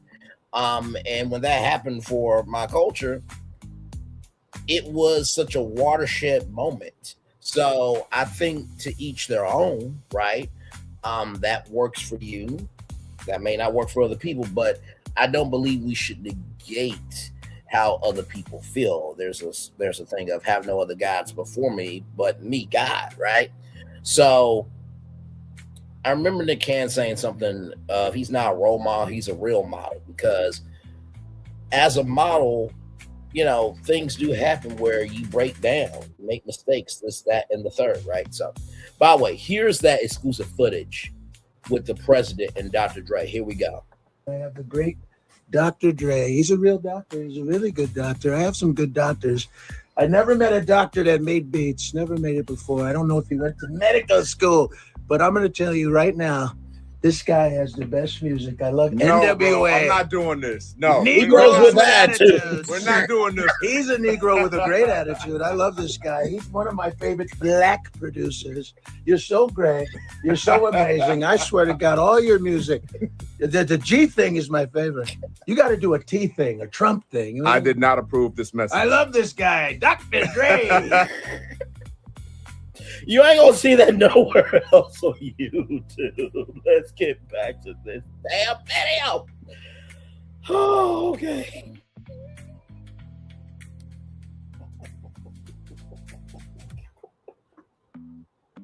It was the Negroes with attitudes for me. I'm kind of surprised that people are having a very negative reaction, but she's not necessarily going to be canceled. She even recently stated on Twitter, can't cancel Nicki because Nicki doesn't care enough to actually be canceled. Who the fuck is Nicki Minaj? She famously stated that this week, and it's very abundantly clear that she just doesn't care anymore. And it obviously stems from a lot of other things. However, Nicki Minaj has a strong problem with him because, again, he plays a big role on higher taxes in California, and he also plays a big role on a lot of the strong-ass shutdowns and mandates during the Pandemic Express. During the Pandemic Express, California has some of the strictest rules next to New York City about restaurants, the fact that we had to put on these dumbass masks and you couldn't take them off until you sat at your table, which was the dumbest shit ever, in my personal opinion. And now, while it's his personal opinion, there were people that, you know, they wore the mask for their own health. Like, for example, I work in retail. I work at a grocery store, right? So during that time, imagine me, you know, touching, you know, product, this, that, and the third, right? And so for me, I got the vaccine and I did the mask because, for one, hello, I'm around people all the time. So I think to each their own with this, right? I think the mask thing got pretty much weaponized a little too damn much. Give me one moment, y'all. Give me one moment. I'll be right back. Hang on. Give me one moment. There we go. Here. Caesar. Just look at him. Politician. General. Author. Ruler. Man.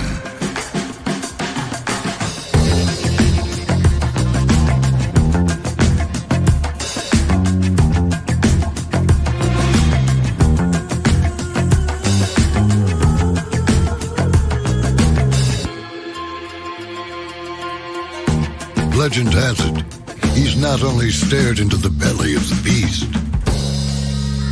he's had it for dinner. Here he's free to relax, or party, or relax, or party, or relax, and party.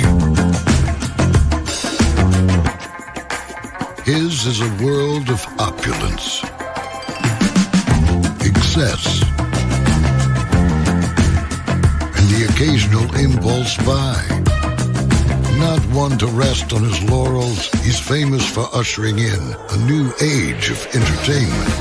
So, for anyone seeking a place where the sun never sets on a good time, all this awaits. I am Caesar, and I approve this palace.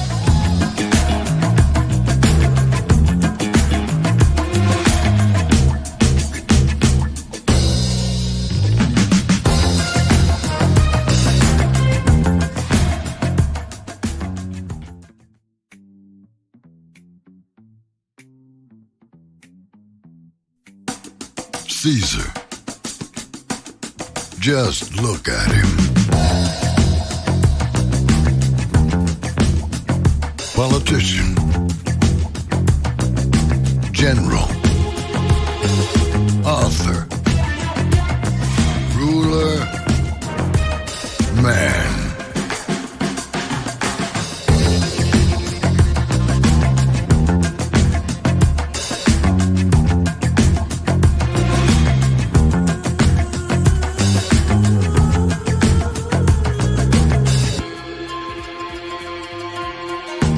Legend has it, he's not only stared into the belly of the beast, he's had it for dinner. Here he's free to relax, or party, or relax, or party, or relax, and party. His is a world of opulence, excess, and the occasional impulse buy. Not one to rest on his laurels, he's famous for ushering in a new age of entertainment. So, for anyone seeking a place where the sun never sets on a good time, all this awaits. I am Caesar, and I approve this palace.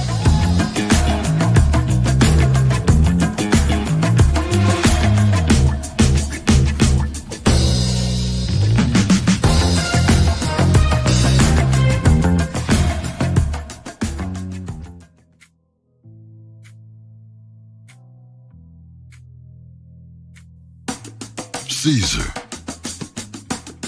Just look at him. Politician, general, author, ruler, man.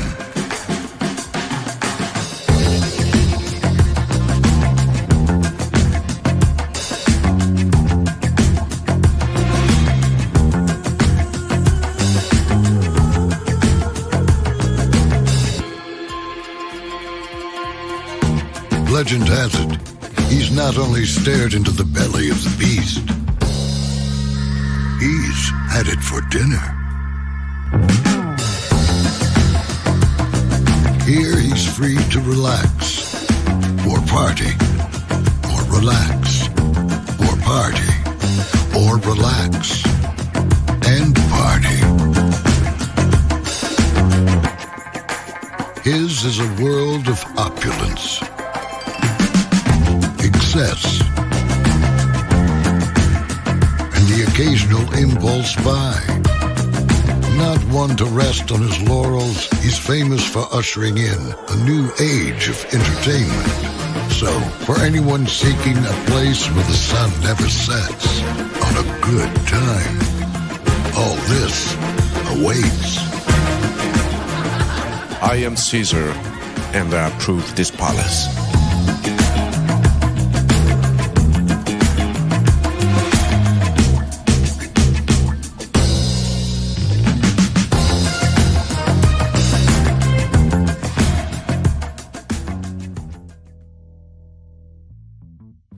Hey, I'm back, y'all. I'm sorry I had to let some stuff go.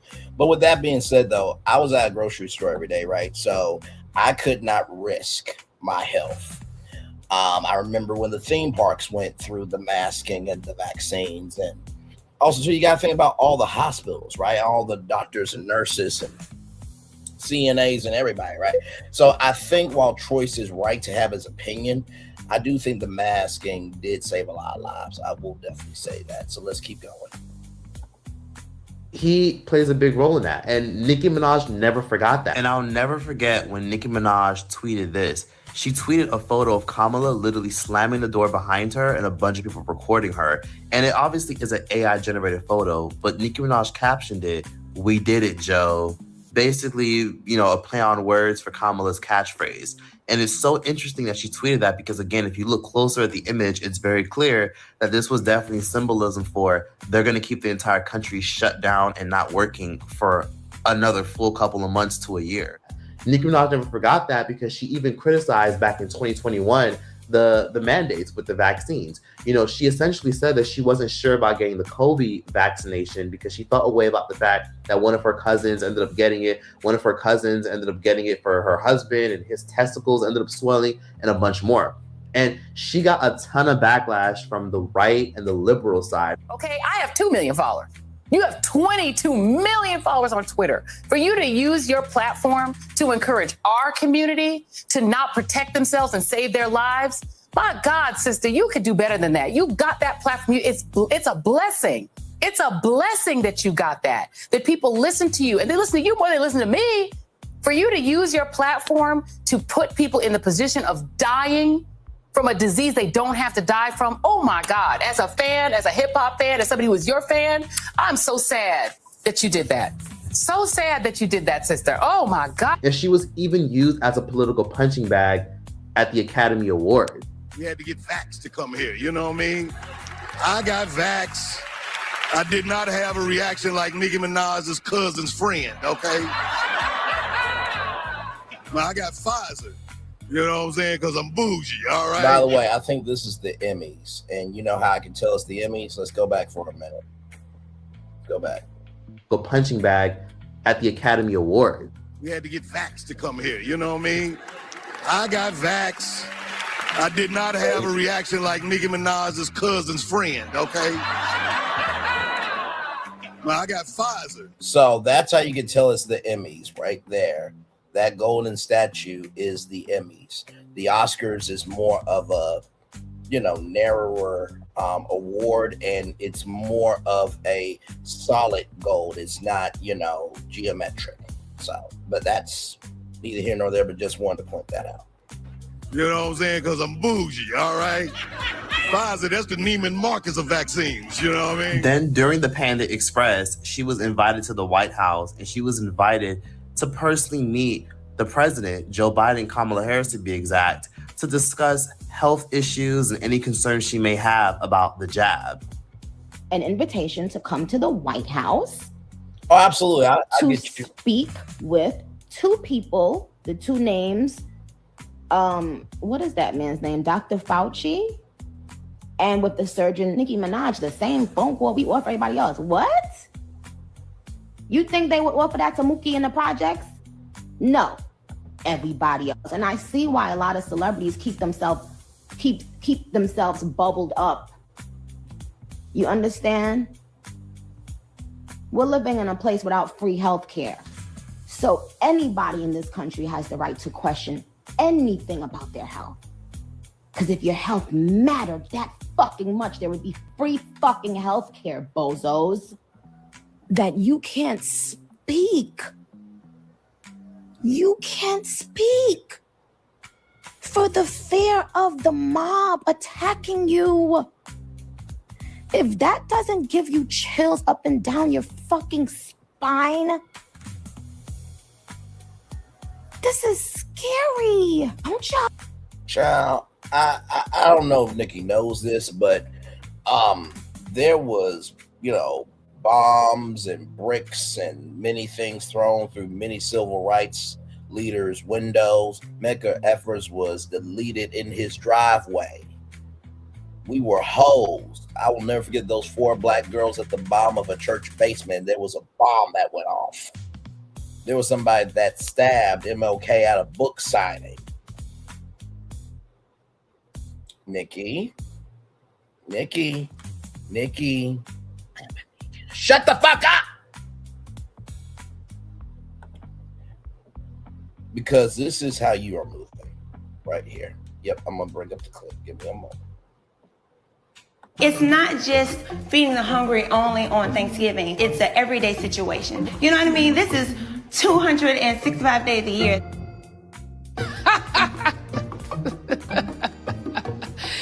That is funny. 265 days? Where the hell that bitch live at? It's not just... We don't know where that bitch live at. Let's keep going. Y'all see that we are living now in that time where people will turn their back on you, not agreeing. but people will isolate you if you simply speak and ask a question. Y'all don't see what the fuck is happening? Okay. So let's test this. Hey guys, listen. Got a question for you. Which wing place is better, Wingstop or Buffalo Wild Wings? Now, am I going to get canceled for asking that question? Am I going to be isolated?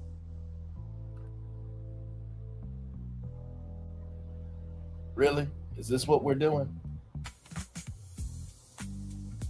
Now, she didn't say what type of question would make you isolated.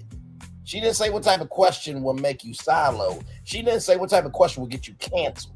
So asking any question, like the question I just asked, which wing place is better, Wingstop or Buffalo Wild Wings, will get you canceled. She really thinks just asking a question will get you canceled. Is it gonna rain today? That's gonna get you canceled.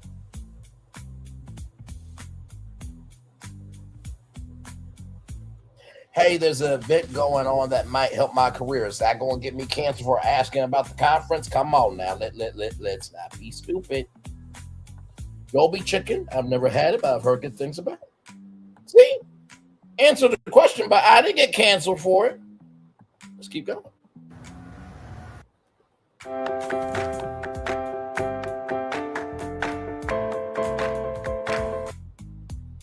So Nicki Minaj never forgot that. She might have let it go, but she never forgot the fact that she was criticized heavily just for going against the vaccination.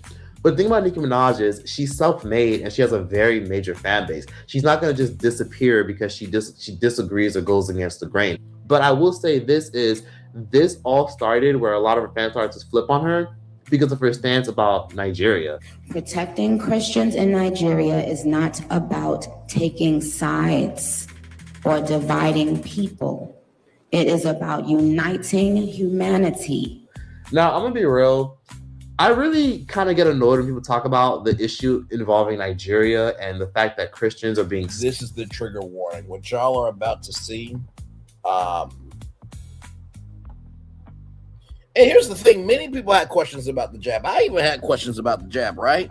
There's nothing wrong with questioning the jab. I don't think that you should be canceled for that. You know what I mean? But I do think that in the same token, none of us are scientists. You know what I mean? So, yes, indeed, for sure. Hey, gorgeous, good to see you. Nicki set herself up to be canceled when she married he who shall not be named. Oh, you mean the PDF file? The rents do not help either. Her recent months with MAGA is par for the course. Absolutely. I was surprised by this. I really wasn't. The magnitude of it, maybe I was surprised about, but I wasn't surprised about this move, right? You know what I mean? By the way, Just John, a great YouTube friend of mine. So, like I said, what y'all about to see is trigger warning. YouTube, don't at me for this, okay? Y'all allowed this to be uploaded onto your platform, but we're talking about the totality here of the strange fruit that is Nicki Minaj. Okay, here we go. Being slaughtered and being off because it's a little bit inaccurate and stems from a lot of misinformation. Now, for those of y'all who don't know, there has been a lot of corruption and divide amongst Christians and Muslims in Nigeria since the beginning of time. Nigeria is one of the biggest countries in the world, and it's literally the biggest country in Africa. And it's essentially divided by two. It's divided by the north, which the north is mostly Muslim, and they mostly follow Islam. And then it's divided by the south. The south is mostly Christian. So the South is mostly Christian. They often have different belief systems, different traditional beliefs in terms of like food, the way they dress, the way they eat, and the way they move. And essentially, Nigeria has damn near 100 tribes. And due to that, there's always been division about who's more superior, who's better, who's more powerful, who has the better this, and so much more. It's always been that way. So due to that, Nigeria has always dealt with things such as corruption, where leaders who lean more this way have always felt like they deserve more control here. So the whole entire country has always been divided. However, the country has kind of been the shits for the past 40 years because there has been a extremist group called ISWAP and then another extremist group called Boko. Hang on. 47, his cronies are opportunities. If Nicki's willing, they're going to use her. She's just another piece, game piece to move around the board to them. It just shows how out of touch they are. Exactly. That's why I said was Amber Rose not available to do Erica Kirk's job. I mean, a black woman should be speaking to a black woman, right? Mm-hmm. Diversity, equity, inclusion. Holla if you feel. Holla at me if you feel me. About who's more superior, who's better, who's more powerful, who has the better this, and so much more. It's always been that way. So due to that, Nigeria has always dealt with things such as corruption, where leaders who lean more this way have always felt like they deserve more control here. So the whole entire country has always been divided. However, the country has kind of been the shits for the past 40 years because there has been a extremist group called ISWAP and then another extremist group called Boko Haram that has essentially taken over most of the Northeast. So essentially, Boko Haram and ISWAP are extremist groups that are derivative of ISIS. And essentially, due to them being a derivative of ISIS, y'all know what that means. They have extremist beliefs that involve with being anti-elites, and essentially they believe in taking control with violence. So due to that, they've done a lot of horrific things since I remember hearing horrible shit about the things they've been doing since 2014. Some of them have done awful things such as blocking freeways, blocking highways. Some of them have hijacked ships. Some of them have hijacked, work trucks, worker trucks. Some of them have hijacked technology. Some of them have looted places. Some of them have even taken over schools where they really ran to schools and they've kidnapped and abducted multiple girls. Like you name it, they've more than likely done it. And they've all done this all for the sole purpose of power. But although a number of them have been released in the last 5 years, more than 100 of the students are still missing. The Chibok incident showed Boko Haram kidnappings could bring them publicity. 4 years after Chibok, they abducted 110 schoolgirls from the town of Dapchi. Most were... So imagine, right, because of differences of opinion, innocent young ladies are getting kidnapped, raped, deleted, this, that, and the third. Imagine your side of the continent struggling, schmuggling to make money, to grow food, to have clean drinking water, and everything else because somebody wants to be either a Kanye West or Ray J in Nigeria, or be a Tasha K or Milagro Gramz in Nigeria. Okay? Roll it on. Were released a month later. But one of them, a Christian student called Leah Sharibu, remains in captivity. Her peers say she refused to give up her faith. Since 2013, more than 1,000 children have been abducted by the terror group. The Nigerian military have been criticized for their failure to free those kidnapped by Boko Haram. Low morale and corruption have left the army floundering, but Boko Haram's shifting strategy, including the use of female suicide bombers, has made them hard to pin down. Now, there's a few of these groups in Nigeria that are extremist groups that have, I'm talking about hijack farms and say, you know what, we don't care that this is your farm of 100 years. We're taking this. We're taking the cattle. We're taking the chickens. We're taking everything, the dogs, whatever. This is ours now. And we're going to sell it overseas for even more expensive. We don't care that this is your house. We're taking it. Like I'm talking about, they've burnt down villages. They've burnt down homes. They've burnt down tribe villages that have existed for thousands of years. They've even gone as far as doing all types of evil shit where they've literally strapped, explosives onto young girls that are as young as 10 or 12 years old. And they'll say, hey, we don't F with this church. We don't F with these Christians. We want you to walk up in there and we want you to show them what's up. So we want you to detonate the bomb that we attach to you, or they'll remotely detonate the bomb. And they've done that for a lot of young girls because young girls are the least likely to be seen as a threat. They've literally tried to invoke fear into people by, telling them if you don't side with us, you're against us. And if you're against us, we're going to burn down everything. We're going to kidnap whoever we want. They've literally put up tolls where they're you can't cross. You can't bring, your goods. You can't bring your eggs, your milks, and your chickens and, your food to this other side to sell and make money to support your entire family. unless you pay taxes. So give us X amount of money or you're not coming through. And if you don't give us X amount of money, then you're going to have to turn all the way back. They've also gone as far as doing all types of shit like how ISIS has done, where they'll literally tell people, sit down, we're going to record you and make it very clear that you want to be released, just so they can get more money from ransom. So they've literally done all types of crazy shit. I want to beg on my Christian Association of Nigeria, because I'm the only Christian among the 6 of us here. I want to beg that Association should please do something about me to see how I can be released. I also want to beg on Action Against Hunger, Borno State. We are 6 here. All of us are staffs. We went to work. Now we're coming back to our base. That was where we were caught. I begged Action Against Hunger. We have families. Some of us have children. I'm begging Action Against Hunger that they should please do something to release us. I also want to count on Nigeria, our nation. We are Nigerians, and we are also working for Nigerians. For Nigerians, I beg that Nigerian government should please, I'm begging again, please,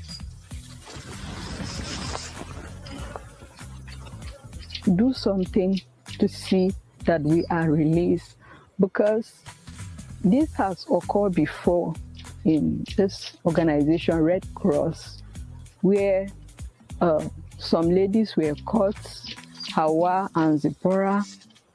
They also asked to be released, but because Nigeria did not do anything about it, they were killed. They've literally controlled. So I want to pause it there for a minute. If y'all remember, and just John will remember this, when I covered the Diddy trial live Monday through Friday, 6 p.m. on the dot for over a couple of months, the verdict for Diddy, 10 a.m. that Friday to 7 p.m. The reason why I bring this up is because I think a lot of times in life, people want to be about something, and because of the magnitude of the possibility of what could be for them, they'll go after it without understanding the weight of responsibility. Let me come on the big screen and say that 2 more times. Because of the magnitude of how big something can be for somebody in terms of them receiving something, they will negate the weight of how heavy the responsibility is. Because of the magnitude of how big something can be for somebody, for them to gain something, they will negate carrying the weight of how heavy the responsibility is. Now, I know a lot of people may not like Oprah, but she did that fucking school. And some of the biggest philanthropists, you'll never hear about the work they do. So you mean to tell me, right, that Miss Nicki Minaj, right here, Miss Nicki Minaj, who is single allegedly,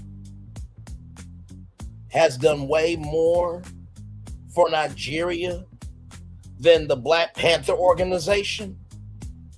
Is this what we're doing? The civil rights movement and Lati Dati, everybody that wants to teach out with your girl? I brought 5 Black women at the top of this show. Dorothy Dandridge, Billie Holiday, Bessie Smith, Lena Horne, Josephine Baker. They all stomped the yard, right? So if you're not going to be about it fully, know your role, stay your lane, and drive the speed limit. See, Jonda is a lawyer, right? That's her lane. I'm not getting in that lane. However, There's an off-ramp called social commentary. And when pop culture and law intersect, I can go on that off-ramp. But if I get on that highway of law, I need to understand that I'm only speaking about the facts as they are. That's what we call giving a fuck about responsibility. Let's keep going.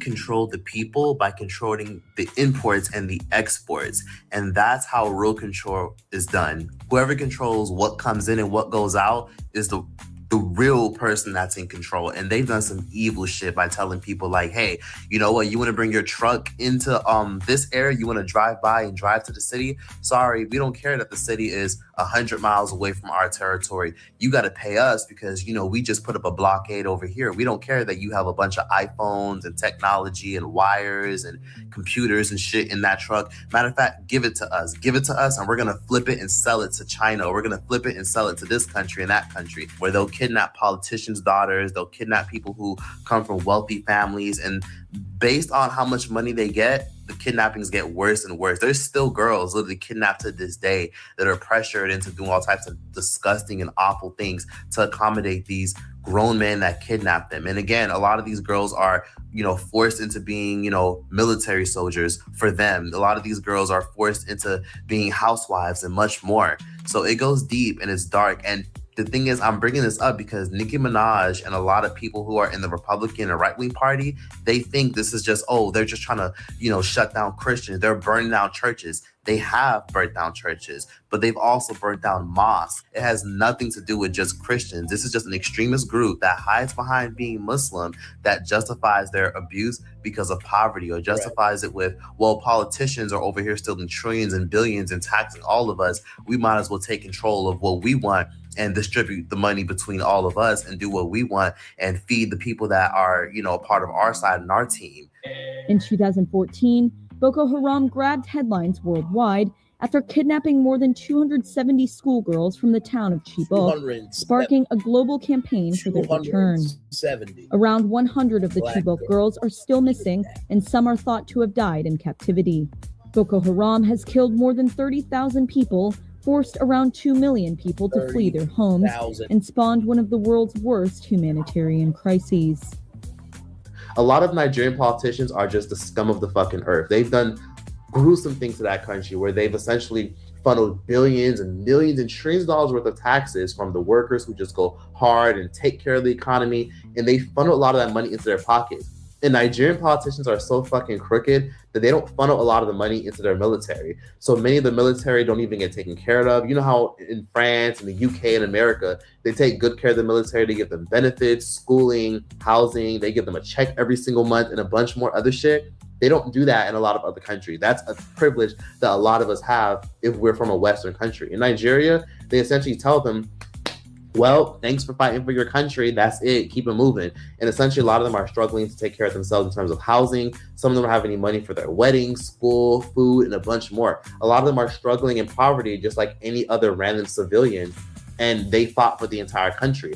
So due to that, Boko Haram and ISWAP have essentially rebelled, and they've done a lot of horrific things. They've used things such as Islam to justify taking control of the entire fucking Northeast. They've essentially gone to villages and they've completely wiped out people. And by the way, when 9/11 happened, right, which was a horrible, disgusting, and tragic event, that did not represent every Muslim. Let me say that again.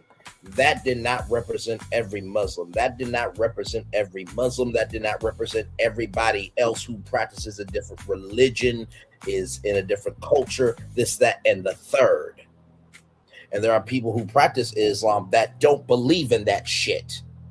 But because of power not being checked, our lives begin to end when we become silent on the things that matter. In the words of Martin Luther King Jr., this is what we get.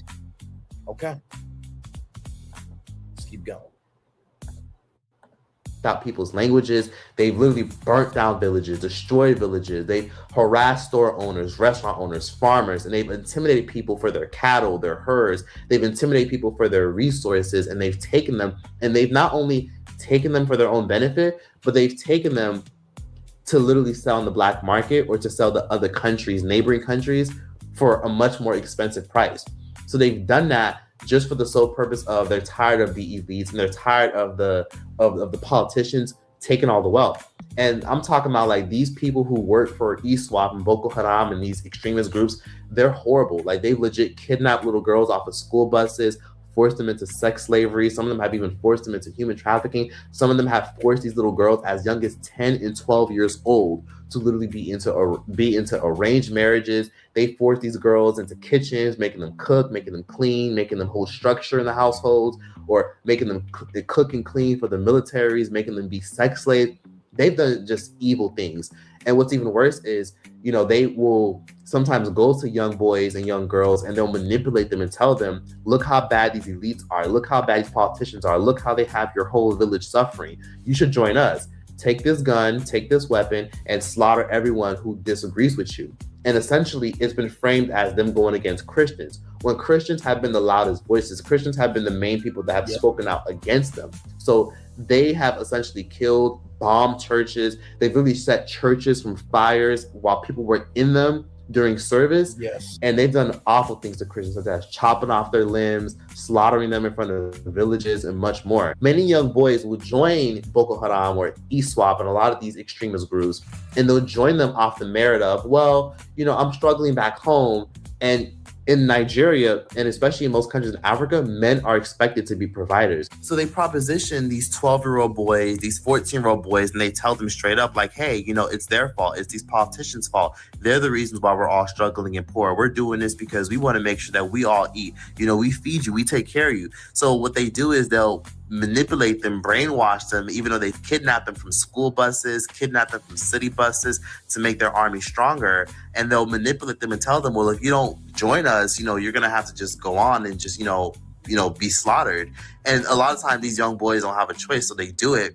And then they'll manipulate them. So sometimes they'll do things such as give them opioids. They'll give them opioids. They'll give them a ton of liquor. They'll give them marijuana. And they'll say, hey, smoke this, drink this, or hey, take these pills. This will make, you know, combat easier. And poverty realistically is the root issue. It's just a fight over resources, a fight over, well, we're taking these cows and this sugar and this, you know, farmland, and we're taking this and we're going to sell it to Congo for this and Chad for this, because politicians are, you know, taxing all these farmers and they're making billions and billions off of not lifting a finger, and that sucks. You know, it's a lot of stuff, but it's mostly poverty. Poverty is not a joke in Nigeria. Although we see Nigerians as entrepreneurial, hardworking, it's not a joke in Nigeria because it's very hard to get past a certain point unless you come from a good family. That's why there's so many arranged marriages. That's why there's so many people in Nigeria constantly trying to get out and go to other parts of the world. It goes deeper. People don't even realize that in Nigeria, it's so awful to the point where sometimes you go to hospitals and hospitals won't even have electricity. Some hospitals don't even have clean water. Some hospitals will literally tell people in Nigeria, bring your own gloves or we cannot serve you. Or, hey, bring your own medicines, or try to find another clinic that maybe will sell you medicines, or we cannot help you and cure you. Or, hey, bring your own this so we can do surgery for this. Or, hey, if you want surgery, you got to bring this, that, and the third. Yeah. And in some Nigerian hospitals, we even turn people down because they'll literally say, oh, sorry, if you can't pay cash right then and there, we're not helping you, because doctors got to get paid, nurses got to get paid. In Nigeria, there's like an uproar of nurses and doctors constantly striking because of being underpaid, undervalued, disrespected. Teachers are constantly striking, being disrespected, constantly told that they have to work for free, all while they can't even take care of their family or pay their damn bills.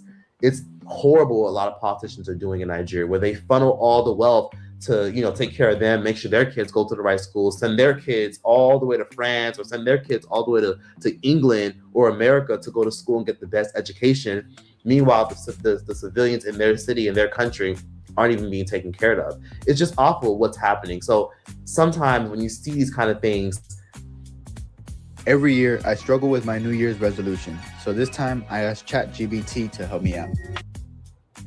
It creates justification for a lot of these young men and these young girls to join these extremist groups. They'll think, oh, okay, whatever, fine. If they're giving me a gun, they're giving me power, and they're giving me food, why not? I guess I might as well, you know, terrorize a whole village and, you know, slaughter anyone that disagrees with me. They manipulate the youth as young as 5 years old. Like, this is okay. This is justified because they're the reason we're living in poverty. So they teach these young boys to, you know, if you see a boat coming this way, make sure you intimidate them and tell them to pay you a certain amount or they can't cross. That's the shit people don't talk about in the media and has existed for literally over 50 years. This whole entire ecosystem isn't built off of, you know, if we find the military or if somebody comes in and stops them, this will stop. This is literally built off of generation. This literally is a network that expands beyond Africa. So there's other neighboring countries as well that are also partnering with this and allow this shit. It's so much deeper than just what Nicki Minaj is talking about. And I wish if Nicki Minaj was going to talk about this, she would talk about it all. And I think Nicki Minaj isn't fully informed to even have an opinion about this kind of shit. And it's a shame that, again, these politicians are just using her as like they're basically using her as a headline to promote whatever the fuck they got going on. It. But that's all I have to say on that. I hope you guys enjoyed my entire breakdown. I hope you guys can see where I'm coming from. If not, please just leave your thoughts and opinions in the comment section down below. And yeah, that's that. Choice out this bitch. Wake in the morning and I step outside and I take a deep breath and I can't get by and what's going on? And I say, hey,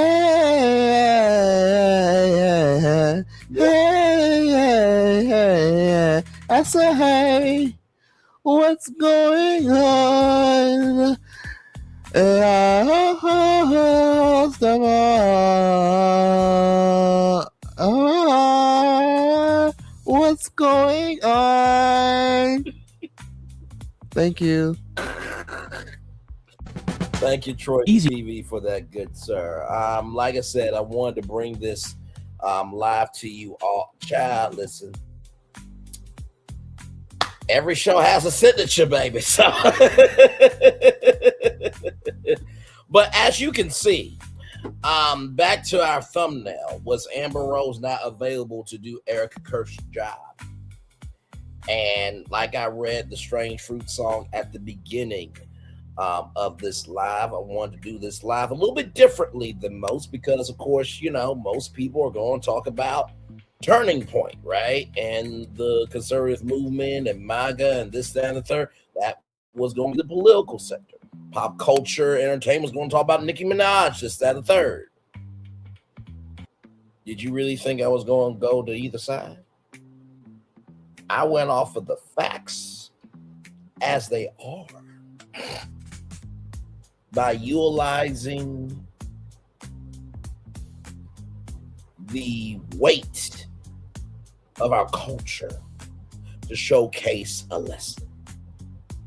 And with that being said, I'm going to turn my camera now because we done the whole show for over an hour. Yes, we have. Woo! Child. So, I know tonight was a lot, everybody. Listen. This is the second to last week of 2025, right?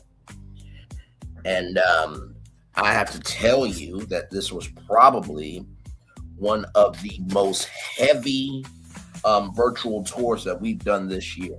We've done many tours. We've done over 1,000 live streams, right? So, believe me, you. But this one here, I had to come at in the way that I did because, like I said, when you type in, you know, Nicki Minaj,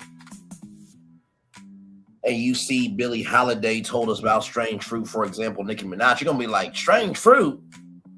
Nicki Minaj? How does that relate to Nicki Minaj? And how is she Strange Fruit? Are you saying that Nicki Minaj is going to be hanged up in a tree somewhere and blood is going to be on the leaves?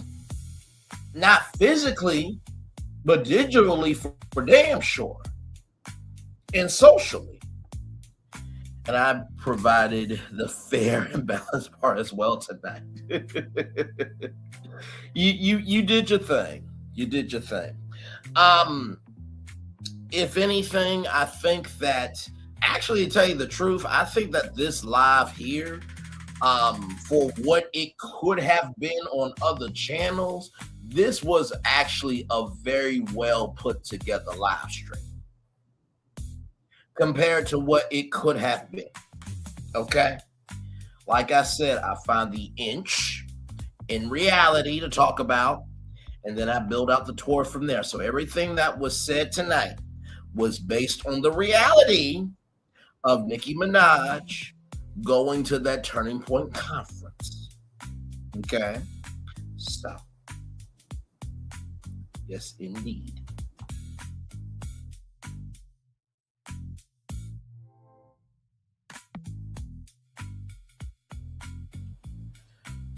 So,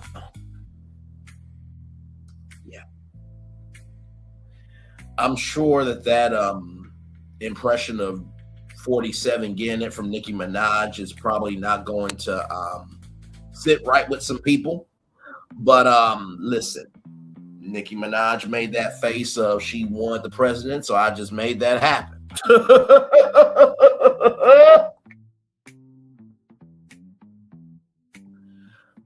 But yes, indeed. So, but what a powerful, powerful, powerful live tonight.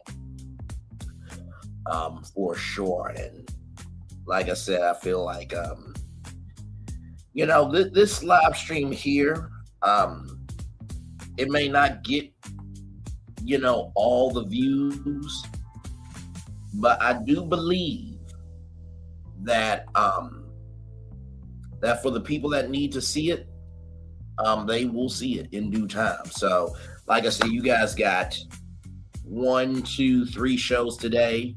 This morning, we talked about the Stars Network potential acquisition of the FYI network. And then, of course, we talked about the Real Housewives of Potomac. And then right here, Billie Holiday told us about strange fruit, for example, Nicki Minaj. So, sorry, y'all couldn't see it. So right here, let me do that one more time. Like I said, this morning, we talked about the Stars Network and the FYI Stars Network potentially buying the FYI network. And then, of course, we talked about Real Housewives of Potomac. And now you are watching Billie Holiday told us about strange fruit, for example, Nicki Minaj. And before that, this Ready to Love show right here. Man, if y'all are not watching Ready to Love, it's a good season. We have been reviewing every episode, myself, GG9, and Talk with Solana, Dr. Ucha. Then, of course, we're covering the Orcephos. We talked about that. Could CBS be a power chip? We did talk about that because there was a media prediction that Paramount could divest CBS. We talked about that. We also talked about Charlamagne the God's $200 million deal. We also talked about the breaking news of TikTok's new U.S. venture. We talked about the Oscars coming to YouTube. We talked about here many things. We talked about Arcade 1-Up still being safe. We talked about Six Flags and Magic Mountain and Looney Tunes, of course, Married to Medicine. So you got plenty of content to catch up on, everybody. Okay? You do.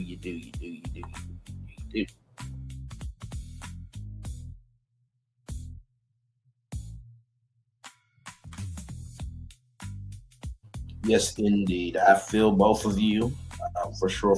So, like I said, I ain't got no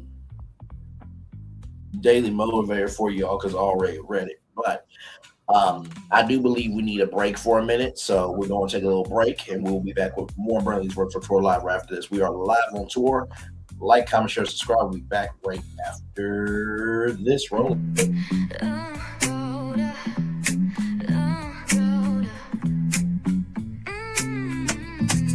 Lights go low, the city goes high. Stories untold under moonlit skies. Brave lonely, got the vibe, got the flow for the culture. Yeah, you already know. Turn it up, lean back, feel the breeze.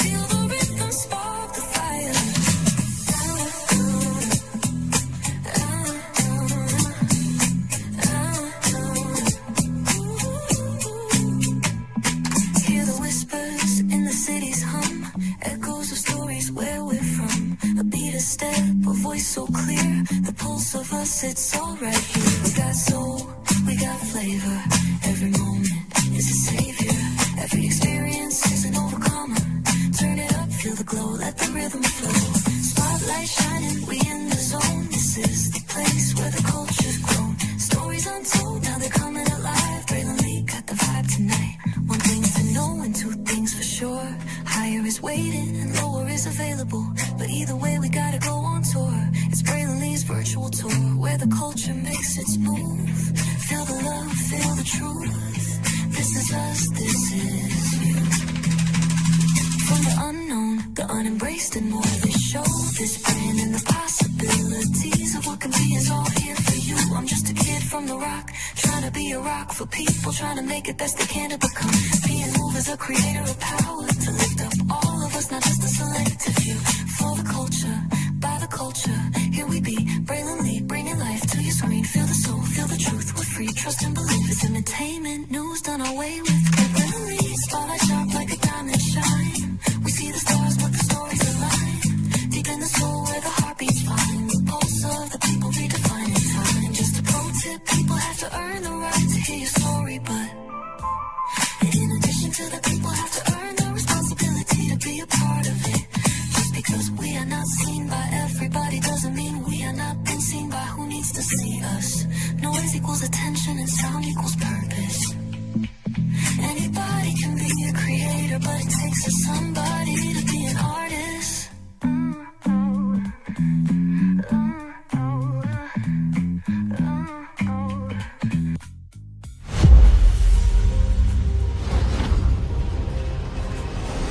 Beyond this gate, find gardens green and epic worlds to fill your dreams.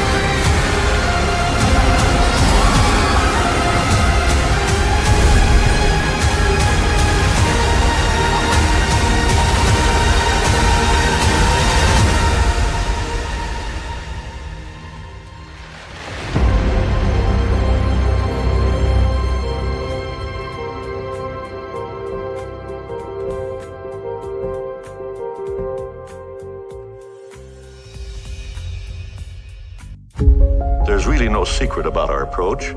We keep moving forward. with the hope that it will be a source of joy and inspiration to all the world. In Disney's 102-year history, there have been many defining moments and countless achievements. Today, we celebrate another thrilling moment, the creation of a spectacular new Disney theme park resort coming to Abu Dhabi.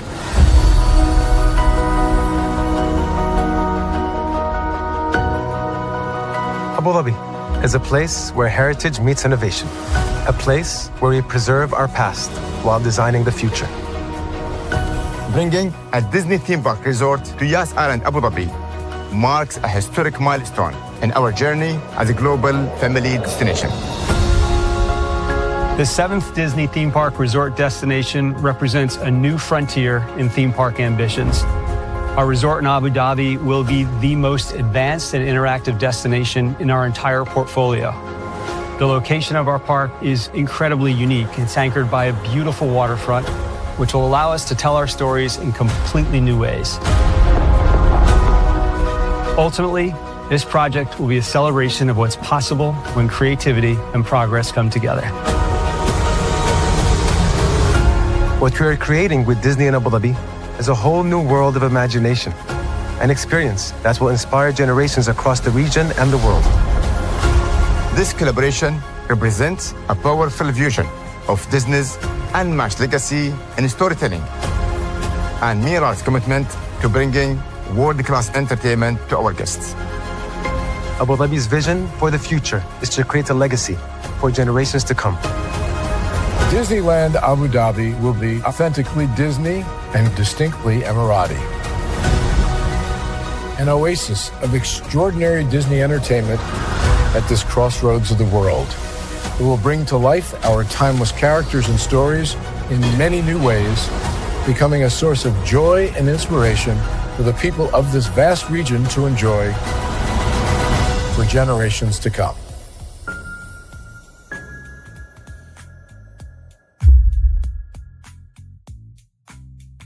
Dear Founding Fathers, first of all, about that more perfect union thing, we're not quite there yet, but we're working on it. So let's see, what would you be most interested to know about us? There's really no secret about our approach. We keep moving forward. Dear Founding Fathers, first of all, about that more perfect union thing, we're not quite there yet, but we're working on it. So let's see, what would you be most interested to know about us? Well, the British didn't turn out to be a big issue. The French did for a while, but we're all cool now.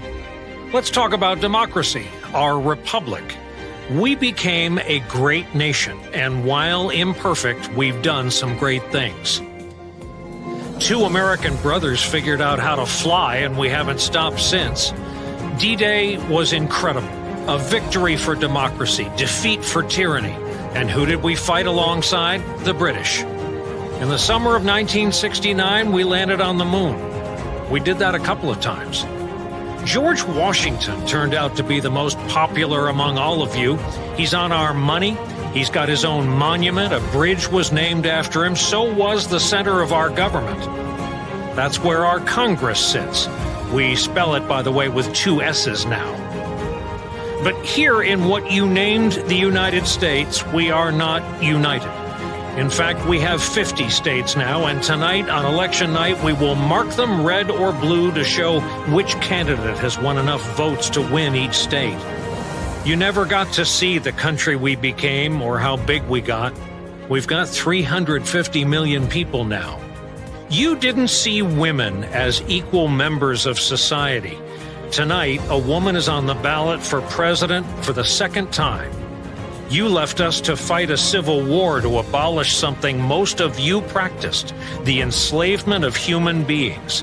And in all the years since, we the people have taken on the push for equality, and it's still a struggle every day. If I'm being honest, there still is not a lot that unites us.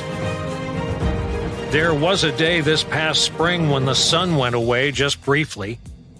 People wept, they cheered at the sight of it, they got engaged, they got married, but mostly they were there united in their amazement.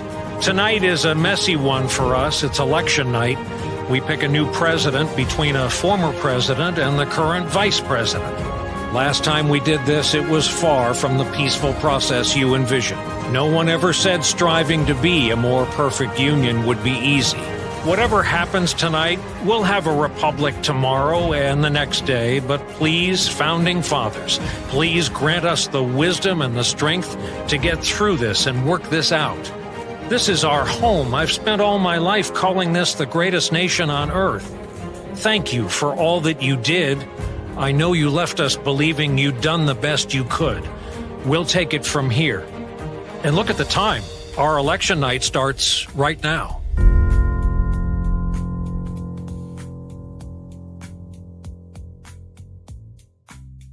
McDonald's, I'm loving it. I'm loving y'all right back. Just to give you an update on what's going on here, Michelle A.T. Alien looking gorgeous in that jumpsuit. I ain't mad at you. Or the tracksuit, rather. You see this? Nicki deletes IG. Deletes IG. Here's how real it is. Where the fuck did her page go? Not everybody going here to look for Nicki's Instagram page. Laughing emojis, literally me right now. Literally me right now. Respectfully, don't speak for the Black community anymore. Speak for you and your island. Most celebrities are MAGA supporters for the tax cuts he provides for wealthy individuals. They just don't want to admit it because they obviously want you to continue buying their stuff. People are allowed to support who they want. We have to stop crying when someone we look up to doesn't agree with our political beliefs or express themselves in a way and we don't like it. I have a strong feeling that most of the people talking about probably didn't even go. A large reason she's a part of that organization now is because she feels they closely align with Christian beliefs more than the Democrat Party. I disagree with a lot of the hatred that's spewed, but throwing it right back or becoming volatile or violent isn't going to make the difference. Very well said. So here's her page. I click it. Not available. I'm gonna do that 2 more times. Click it. Not available. 1 more time. Click it. Not available. So, yeah. And I'm going to come on camera to finish out this show. Because yours truly said a lot tonight on camera, so I think it's only fitting that I end on camera. Don't you agree? Whew, Lord Jesus. Gather thyself together here. Okay. Now, I know you're probably thinking, where did that intro come from with the Dear Founding Fathers? That came from the one and only Brian Williams. I wanted to play that because that introduction to election night was not only one of the most brilliant, smoothest, and most grounded intros I've ever heard, but it says a lot about how we are a divided nation. How the Founding Fathers left us with in a space of dealing with something that they practiced, the using of African Americans, Black people, as slaves, and everything in between in that intro. You guys heard from Brian Williams. So, the Daily Mover for this evening, a bonus one, because I feel like we need one, is recognizing that while your voice is your voice, that doesn't mean your voice cannot hurt people. I'm going to say that 2 more times. Your voice is your voice, but that does not mean rather, you can determine if your voice will hurt people or help people. Just because your voice is your voice does not mean that your voice cannot hurt people or help people. First thing I'll tell you about that tonight, is everything that we did tonight, we spoke about the facts as they are. Within navigating those facts, we gave love, grace, and space, but most of all, we understood the weight of what we created tonight. And I think with Nicki Minaj, she wanted to do something to say I'm here. But the problem is, and this is where media gets tricky. Me is hard to get into, harder to stay in, and the hardest to maintain, because your existence is determined by if people give a fuck about you or not. So the first thing about your voice is your voice, but that doesn't mean it can't help or hurt people. Information is a powerful tool and a dangerous weapon. And when you utilize information as a weapon, you cannot complain about where you've been stabbed at with the sword of information that you want to use upon others. That's the first thing I'll say. The second thing I'll say about just because your voice is your voice doesn't mean it can't help or hurt people. You know how when you go to the doctor and the doctor says, hey, I'm going to write you out a prescription for this, that, and the third, or we're going to put you on a regimen, this, that, and the third. You do realize that prescription, that regimen, what have you, was created just for you. And a lot of times the reasons why we don't really live as long as we want to is because we don't respect the process that it took for a solution to form for us. So the second thing about your voice is your voice, but that doesn't mean it can't help or hurt people. Recognize that within your voice, to respect the process of how you move. I remember some Tyler Perry said when it came to visionaries inside the creative mind, he said, I pray before I release my movies and TV shows to the world, because after that, I'm responsible for why I create. That's the second thing I'll tell you. The third and final thing I'll tell you is that at the beginning, middle, end of the day, I said this in my description box, what is probably going to happen with Nicki Minaj is I'm sure that there will be a media division, right? Or a cultural division at Turning Point USA that Nicki Minaj will run, and she'll get to have her own show through Turning Point Media, this, that, and the third. But recognize this, though. If 47's supporters could have a straw that broke the camel's back moment by the president not releasing the Epstein files, even though everything else wasn't breaking the camel's back, and this, what Nicki Minaj did, broke the camel's back for the barbs, what does that tell you? Even the most delusional, deranged, and decrepit fan bases have limits. Your voice is your voice, but that does not mean it cannot help or hurt people. If a white man and a black woman both have straw that broke the camel's back, that should tell you something. How you think and how you move determines the blessings and curses that come your way. With that being said, everybody, it's time for the best outro on YouTube. Know what you do and do what you know. Never say you weren't born special, because you were always born a blessing and trust. You may not be where you want to be, but by the end of it, you'll be where you need to be. Do what you've been chosen to do. Wise one thing to call yourself. It's nothing chosen. One love, much love, all love. I have spent time with you. You have spent time with me. And hopefully by spending time together, rise some great together. And always remember what you're doing: radio, television, YouTube, living your best life. Or you're just showcasing the fact that, listen, Everybody's got the right to do what they want to do. But also, too, you just recognize when you go back to that social bank and, you try to make a deposit, don't be surprised if the teller says, "Oh, I'm sorry, we can't accept that check." Because the way you moved with your account outside this bank does not move with the integrity of what we do here.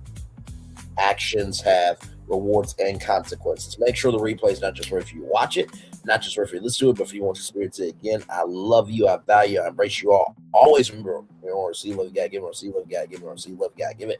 Whatever obstacles you've overcome, where successes you have achieved upon this particular day, I'm extremely proud of you, but no one else is probably be proud of your damn self. Finally, y'all,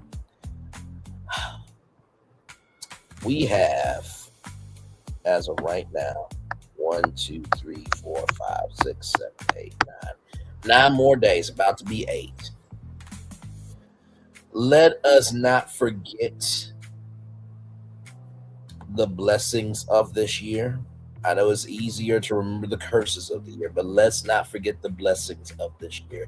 And as Christmas comes upon us, let's recognize the only way we will ever have good in the world is if we give a fuck about the good that is being given in the world. Amen. Commercial break and fireworks are coming your way for the day that was, for the day that's coming, for the blessings that are on the way for you, me, all of us, as a society, as a people, as culture. I feel the love. And I'll send it right back to you. Y'all have a wonderful, wonderful night. Love you all. Bye-bye.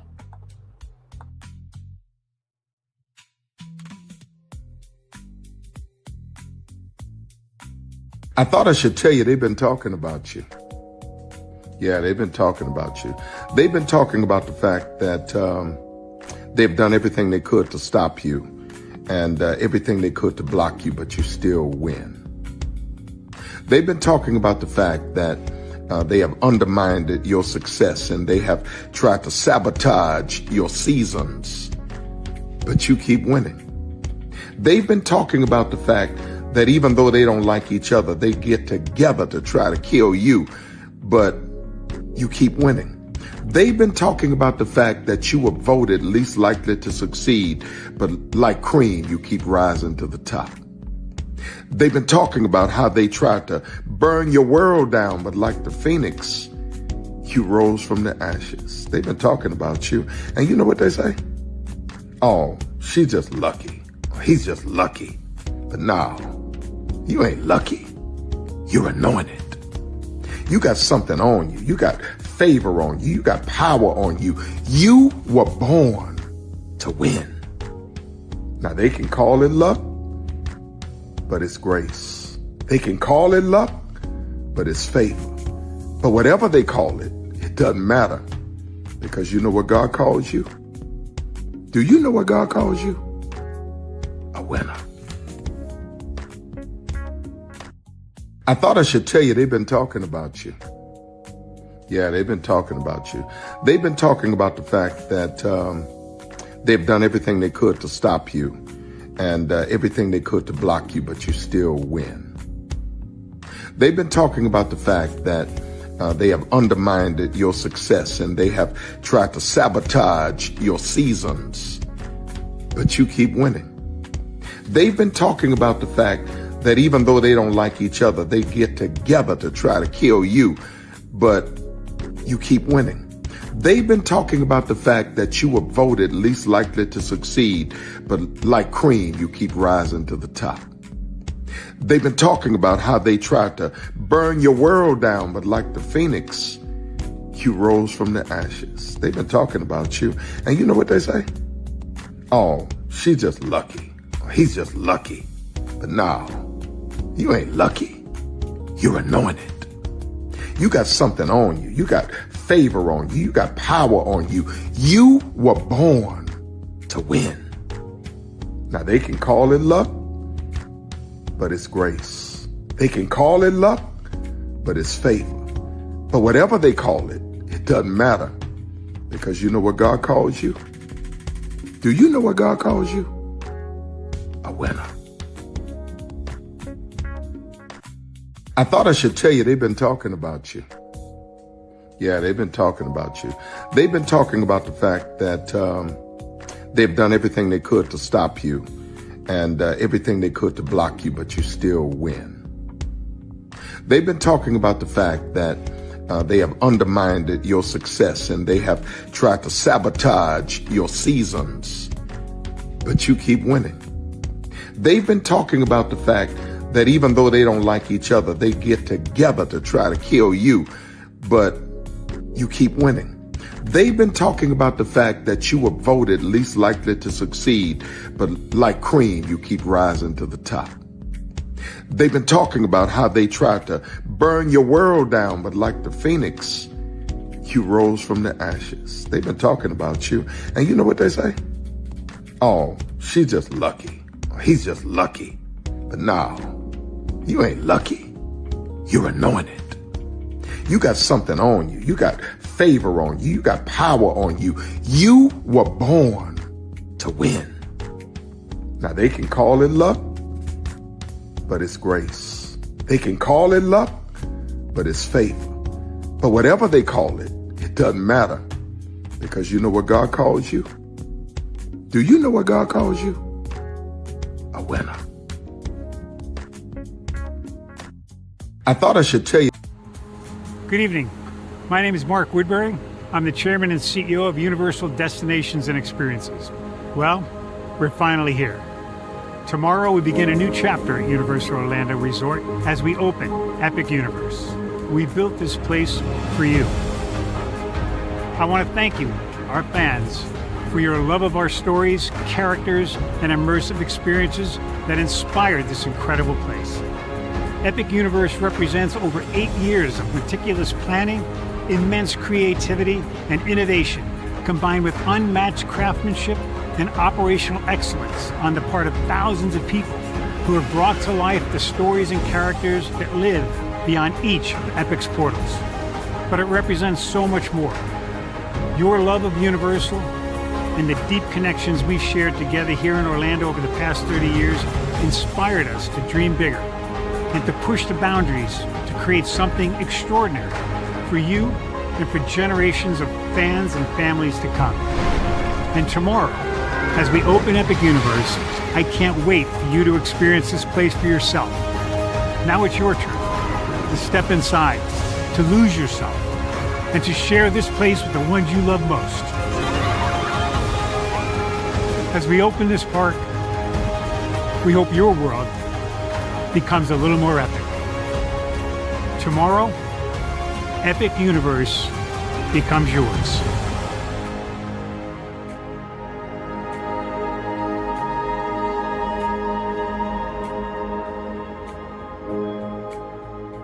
Are video games getting too expensive? This episode, we want to find some common ground because the CEOs want to raise the price even more. Not with these broken ass games.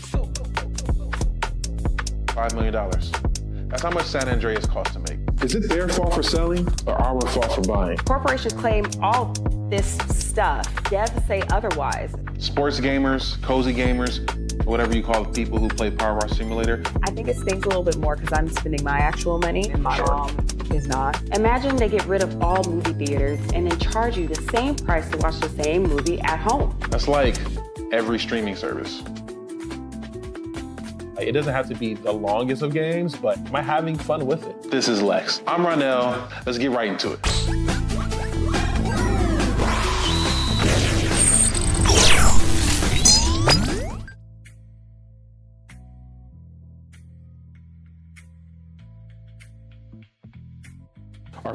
Dear Founding Fathers, first of all, about that more perfect union thing, we're not quite there yet, but we're working on it. So let's see, what would you be most interested to know about us? Well, the British didn't turn out to be a big issue. The French did for a while, but we're all cool now. Let's talk about democracy, our republic. We became a great nation, and while imperfect, we've done some great things. 2 American brothers figured out how to fly, and we haven't stopped since. D-Day was incredible. A victory for democracy, defeat for tyranny. And who did we fight alongside? The British. In the summer of 1969, we landed on the moon. We did that a couple of times. George Washington turned out to be the most popular among all of you. He's on our money. He's got his own monument. A bridge was named after him. So was the center of our government. That's where our Congress sits. We spell it, by the way, with 2 S's now. But here in what you named the United States, we are not united. In fact, we have 50 states now, and tonight, on election night, we will mark them red or blue to show which candidate has won enough votes to win each state. You never got to see the country we became or how big we got. We've got 350 million people now. You didn't see women as equal members of society. Tonight, a woman is on the ballot for president for the 2nd time. You left us to fight a civil war to abolish something most of you practiced, the enslavement of human beings. And in all the years since, we the people have taken on the push for equality, and it's still a struggle every day. If I'm being honest, there still is not a lot that unites us. There was a day this past spring when the sun went away just briefly. People wept, they cheered at the sight of it, they got engaged, they got married, but mostly they were there united in their amazement. Tonight is a messy one for us. It's election night. We pick a new president between a former president and the current vice president. Last time we did this, it was far from the peaceful process you envisioned. No one ever said striving to be a more perfect union would be easy. Whatever happens tonight, we'll have a republic tomorrow and the next day, but please, Founding Fathers, please grant us the wisdom and the strength to get through this and work this out. This is our home. I've spent all my life calling this the greatest nation on earth. Thank you for all that you did. I know you left us believing you'd done the best you could. We'll take it from here. And look at the time. Our election night starts right now.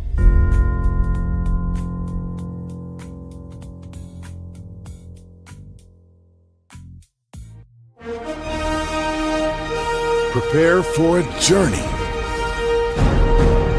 beyond imagination, beyond belief, beyond anything you've experienced before. Universal Epic Universe, a new theme park where you'll step through extraordinary portals to 5 immersive worlds. Prepare for a cosmic voyage of discovery, an isle of fire-breathing excitement, a shadowy world of monsters and mystery, new wonders in the wizarding world, and a new way to play. Plus the splendor of a magnificent resort hotel overlooking the park. It's all new excitement at Universal Orlando Resort. A week's worth of vacation thrills with 4 amazing theme parks, a variety of spectacular themed hotels, and incredible dining and entertainment. It's all at Universal Orlando Resort, where you'll find new adventures every day. Explore the astonishing worlds of Universal Epic Universe at Universal Orlando Resort. Because here's the thing, a good streamer can find other content. Because here's the thing, a good streamer can find other content. Because here's the thing, a good streamer can find other content. Because here... Child Redman over there doing his thing, minding his GD business, staying out of trouble, trying to get the folks some positive stuff to talk about. Besides lying all the damn time. Child Redman over there doing his thing, minding his GD business, staying out of trouble, trying to get the folks some positive stuff to talk about. Besides lying all the damn time.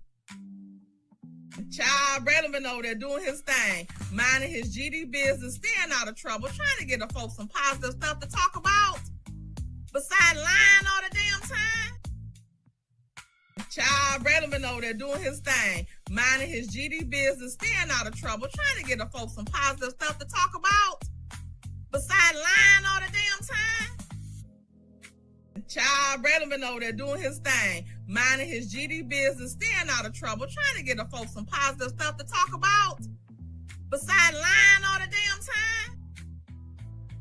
Child, Braylon been over there doing his thing, minding his GD business, staying out of trouble, trying to get the folks some positive stuff to talk about. Besides lying all the damn time.